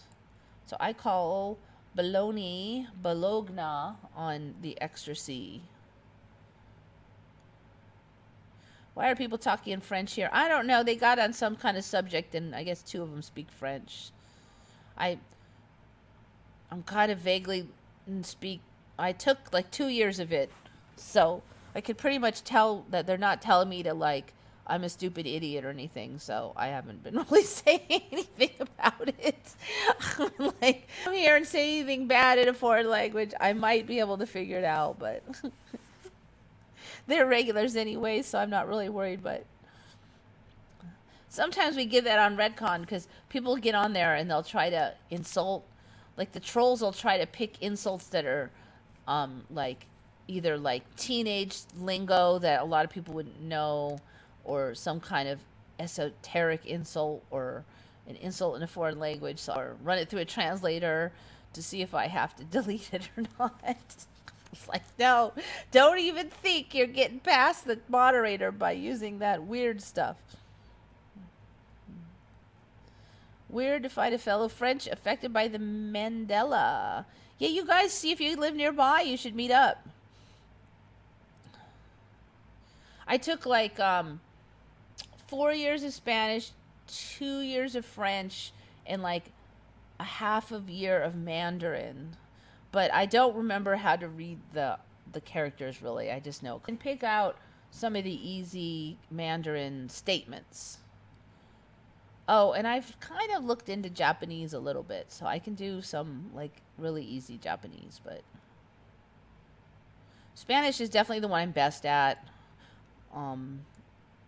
I can pretty much figure out most easy stuff, and French is close enough that my Spanish knowledge helps a lot with French. So even though I didn't study it that long, I'm better than I would have been if I hadn't taken Spanish, that's for sure. They're just close enough. French, you just add like a whole bunch more X's and EAUs on EAUXs on stuff, and then it's like instead of Spanish, it's French. And I don't mean that as an insult. It's just like it's just a different. There's so many silent letters on the end of French, man. That's one thing everybody was like dying. Like the word sounds like it's this long, but then when you write it, it's like that long. Just like, skip all those extra ones. You don't say those. French might have the record for silent letter pileups. But they're consistently pronounced, so even though there's a big pile of them, you know how to say it. So unlike English, great about being born in America is you already know how to speak the hardest language. I'm very grateful. I really am.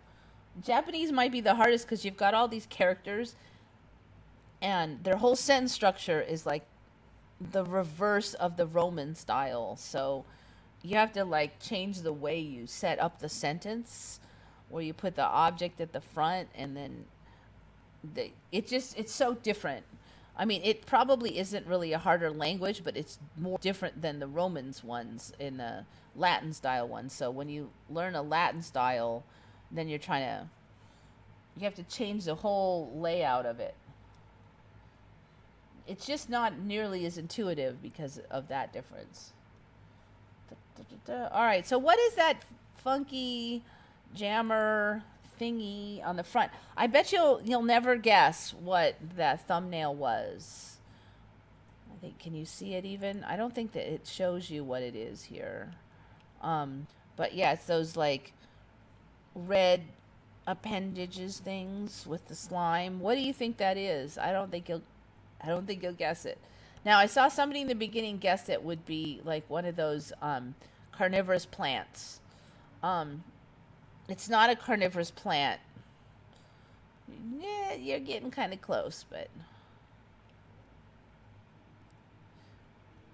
So yeah, you guys should totally see if you live close.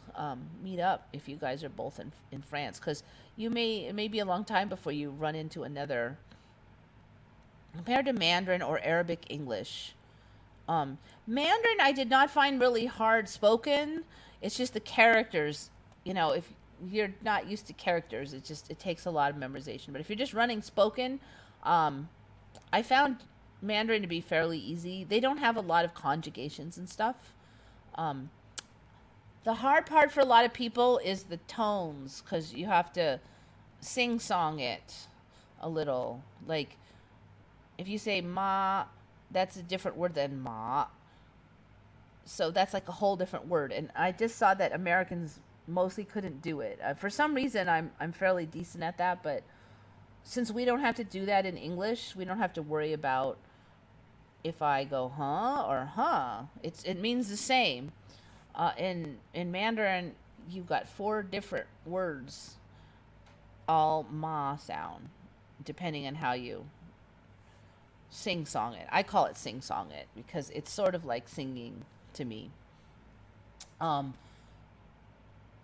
a lot of Americans just couldn't do it because they just would keep forgetting and then just resorting to the American way of doing the tones. Ever tried learning Russian? Seems like an interesting language and easier than Asian. See, Mandarin is set up like English, so I didn't think it was that hard. Now, Japanese, the way the sentences are laid out is different, so I found it harder. I didn't find Mandarin to be that hard other than the tones thing. In Japanese, you can do, they've got like letters. It's not the same letters as we do, but they have letters. So you're supposed to learn all the characters, but you could cheat by learning the letters and just being kind of half ignorant. And I mean, if you're American, then they're not gonna. They're pretty patient with Americans, so. German is easy, so much like English. Yeah, seems like it. Just like a bunch of long.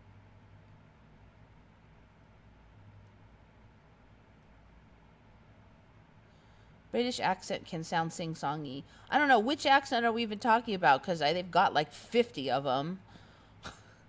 Some British can't hardly understand other British from what I understand.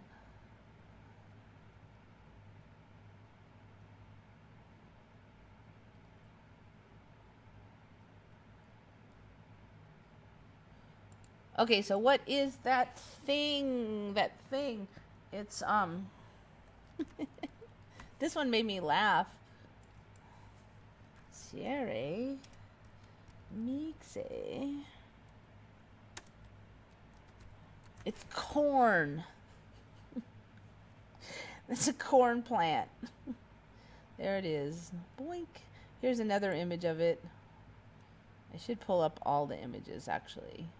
Okay, so apparently there's this corn that's always been here, and people just sort of forgot or didn't really notice. There's a corn plant that, there's the bottom feet of it. Does that not look totally creepy? Creepy-saurus. This is a corn plant. It grows these aerial roots, which just happen to look totally ridiculously creepy. And then the roots exude all this slime, like, so it's totally disgusting.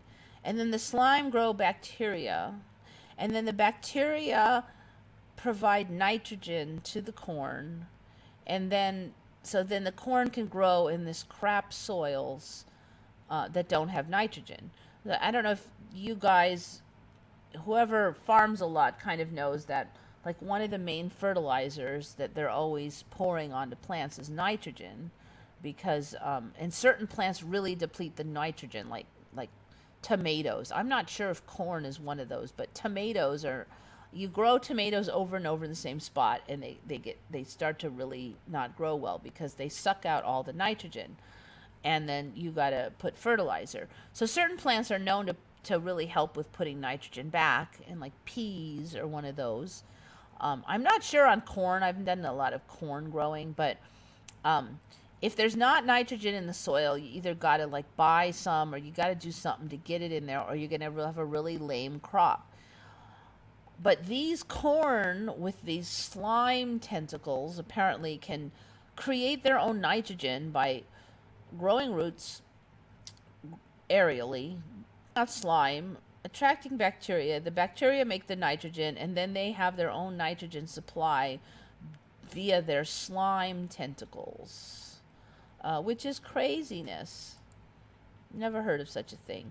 So they're talking about like GMOing these tentacles onto other plants, so then you wouldn't have to. You can see they're all different colors too. Then you wouldn't have to add nitrogen. I don't know. And then there's been a lot of talk about the nitrogen runoff ruining the oceans and the rivers and the lakes and stuff. So I tried to find if you could get a hold of any of the seed or anything, but looks like this is really new. I just haven't been able to find much info on where what their growth requirements are and stuff like that. But anyway, they're so like new timeline style. They're gross, they're creepy, they're weird, they're complicated, they're more hardy. They are another blow against Darwin's theory.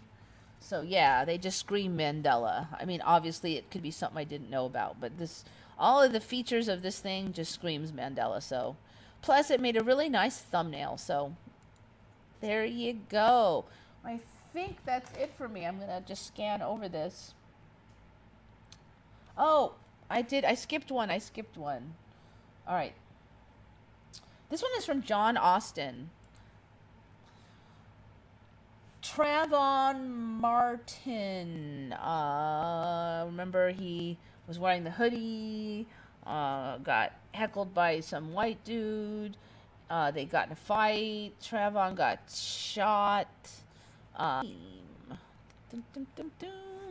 This one I think changed maybe 6 months ago, but I think I've seen it and somehow it just didn't register. But John Austin did notice this change. He just mentioned it now, so I don't know when it changed for him. But so there's that one. I have the rest of these.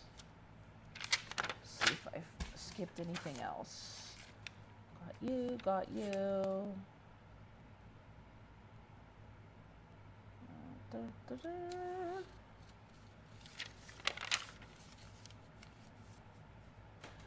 Yeah, see, most of these are mine this week, except for 2 of them, including this one by John Austin. Yeah, that's going to be it, though, after that one. If you remember how to spell Trayvon Martin.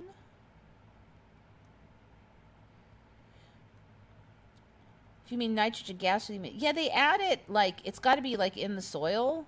So, I don't know if they put it in water. I think they sprinkle it on and then water it in a lot of times for nitrogen. Yeah, you'd think there'd be plenty with it, like, all over the air and stuff, now that you mention it. Why did you even need to add?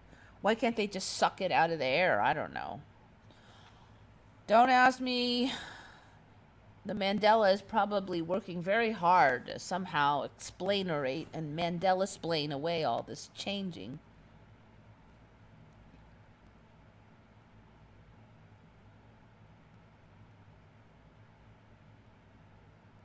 No more Monsanto. Yeah.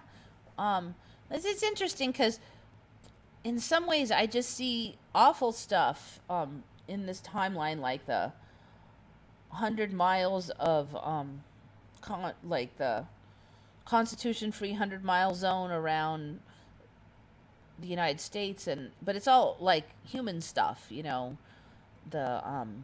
violence and the stuff. Most of it's on TV, so I don't know how real that is. Then we can't trust the news anymore because a lot of it's fake on both sides. They almost aren't making any effort to even slightly appear unbiased anymore.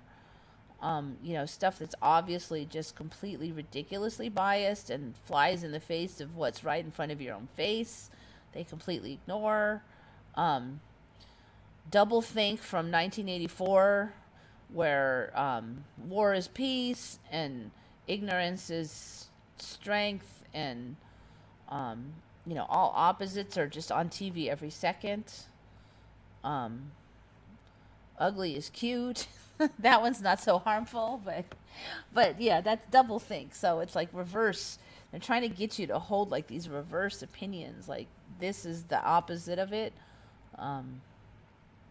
everywhere. But then you look at other things, and there's so much opportunity also showing up with the oil fields under Los Angeles, and the new animals and crops, and capabilities in the tech.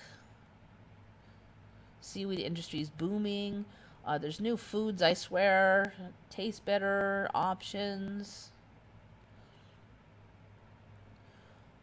Okay, so anyways, I remember Trayvon Martin being Travon Martin. But if you type it in, he's now Trayvon Martin, and that was just not his name for me. Originally, it was not Trayvon, it was Trayvon. So, yeah, John Austin, good find. Dun, dun, dun. See what you guys are up to. They have talked to me about making insect steak by sealing the growing places and pumping oxygen into them so the insects can grow big enough for insect slices to be served like animal meat. Are you kidding me? That's like Jurassic Park kind of baloney. Can you imagine? You know, I have not tasted like straight insect. I've had insect protein, but it's just, powdered.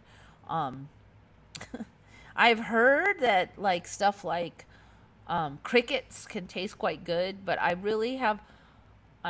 good, but the idea of having cricket steak is still a stretch. I don't know. I'm like, are they going to be like low fat? Because everything that's low fat just tastes bad or doesn't taste nearly as good as high fat. You're going to have to add butter. I don't know. Crickets taste like chicken. I've heard they taste like nutty, so I don't know. I'm going to have to try it one of these days. It was provided by guano. Traditionally in industrial farming on scale, nitrogen injectors are attached to tractors like giant syringes. Yeah, I'm not like, I don't know the commercial style, but usually you just sprinkle it and water it in if you're just, backyard gardener. Guano, you'd have to have bats around it. I think there are a lot more bats now, but in places that didn't have caves and were desert-like and stuff, there didn't used to be bats. There probably are now, but we've seen so many whack-doodle-looking, mashed-in-face, creepy, Freaky Friday bats now, so they're probably more everywhere.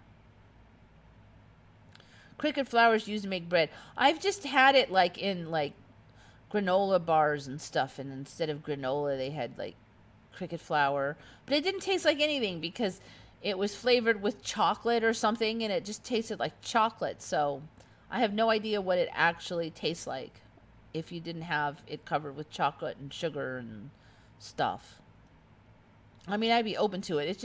It's kind of hard for me to imagine a cricket so big that you could slice steaks, and then part of the reason I can imagine eating a cricket is it's small and you don't have to think about it too hard. But if it was that big, you would see all the, I don't know, they even have blood vessels, whatever they have for blood and stuff. It would just be harder to not think about it. I don't know. It's not going to be meat like steak, right? I don't know. How would it even be? Actually, the more I think about it, my brain is just kind of boggled. I'm gonna look that up. Oxygen, grow large insects for steak. Let me see if I can find anything. Raising giant insects to unravel ancient oxygen. The giant dragonflies of ancient Earth with wingspans up to 70 something. Dragonflies grow bigger with more oxygen. Now, my old timeline was full of oxygen, so they didn't grow humongous in my old timeline.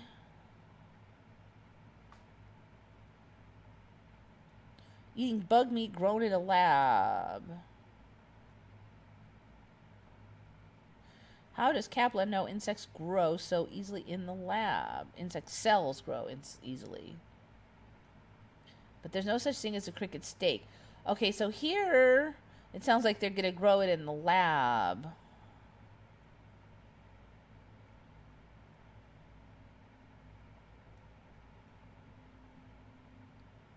Lab-grown insect cells could be planet-friendly meat.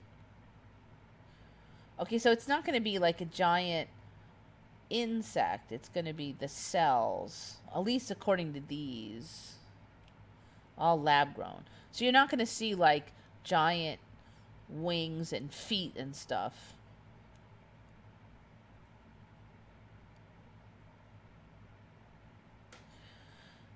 Which, I don't know.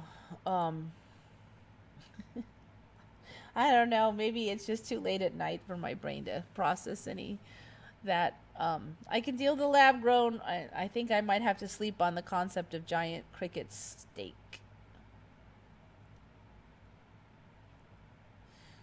If you cook the cricket steak, you would not see those veins or whatever, plus that you can shove more condiments in there. You know, I hate to say it, but if it tasted really good, I probably would close my eyes and eat it. Bison vastly less fatty than cattle. That's why cattle is tastier. Bison needs, you just have to add fat when you eat bison. More lab food, just what they need. You know, I used to be like really anti-lab stuff. Now I don't even know. You got stuff showing up Mandela style, showing up lab style. I don't know. It all is just new. I had bison once, not bad. Bison is quite good ground in a burger. It's got a little bit more flavor to it, but then, you know, you're adding mayonnaise, mustard, ketchup, and stuff, so you have plenty of fat. Lab is another term for factory. Yeah, at least you wouldn't have, like, suffering cows and stuff. That's my main beef, if you will pardon the pun, is that inhumane conditions. If you're growing it in the lab, it's not even have a brain, so I don't know. It's less horrible, I guess. I do suspect we may be moving away from food in general, though. A lot of people are just less enjoying of food. It doesn't taste as good. A lot of stuff that used to taste good now doesn't. Of course, it's constantly shifting, so today it tastes good, tomorrow it doesn't. But overall, I definitely feel like I'm just like getting like tired of food. The list of foods I actually really like anymore just are shrinking. It's gamey. Bison's gamey, but it's not too gamey. It's gamey enough to be tasty, but it's not like gamey enough that you need to acquire a taste. Like, it's not like deer meat. Deer meat is like really gamey, and if you're not really used to it, then you probably want to put a whole bunch of something on it to kind of tone down the taste. Bison's not like that. It's just got a little more flavor, but it's not gamey, smack you in the face. Beautiful people, I've got to go. See you later, Oliver. Yeah, I'm pretty much done. I'm going to be packing it in here in a minute here. Sorry, I eat when I'm hungry. I don't enjoy it. Yeah, I just don't enjoy it like I used to. Slowly, and it's back and forthy, and every now and then stuff tastes good, but it just less and less often. And like, it'll taste good for like lunch, but then by dinner, I've lost my taste already. Fatless bison, man. Yeah, no, you got to add some fat to bison, or it's, you know, just butter or something.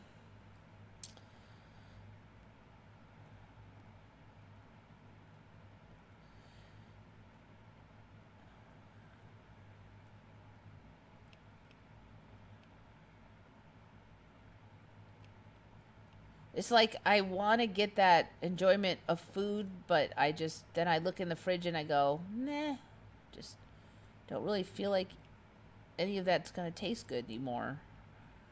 Or I think it's going to taste good and I taste it. I'm like, this doesn't taste even a third as good as I remember it tasting. Okay.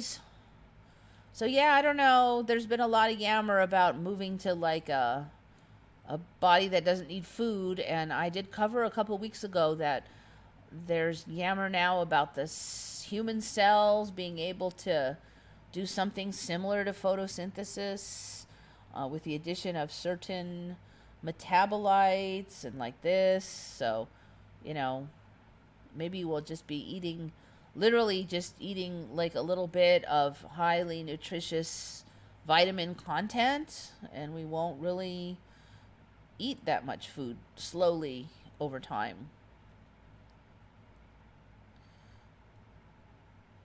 Yeah, fruits are one of the ones I like more. I used to really like the heavier foods, but now, yeah, fruits. I mean, it is summer, so that's part of it, but I don't know. I don't know. I'm just gonna. We've talked about this enough times. I just keep watching. All right, I think it's really time for me to head on out of here. So, thank you everybody for coming. Very much appreciated as usual. Think good thoughts, everybody. This is Eva signing off for Once Upon a Timeline.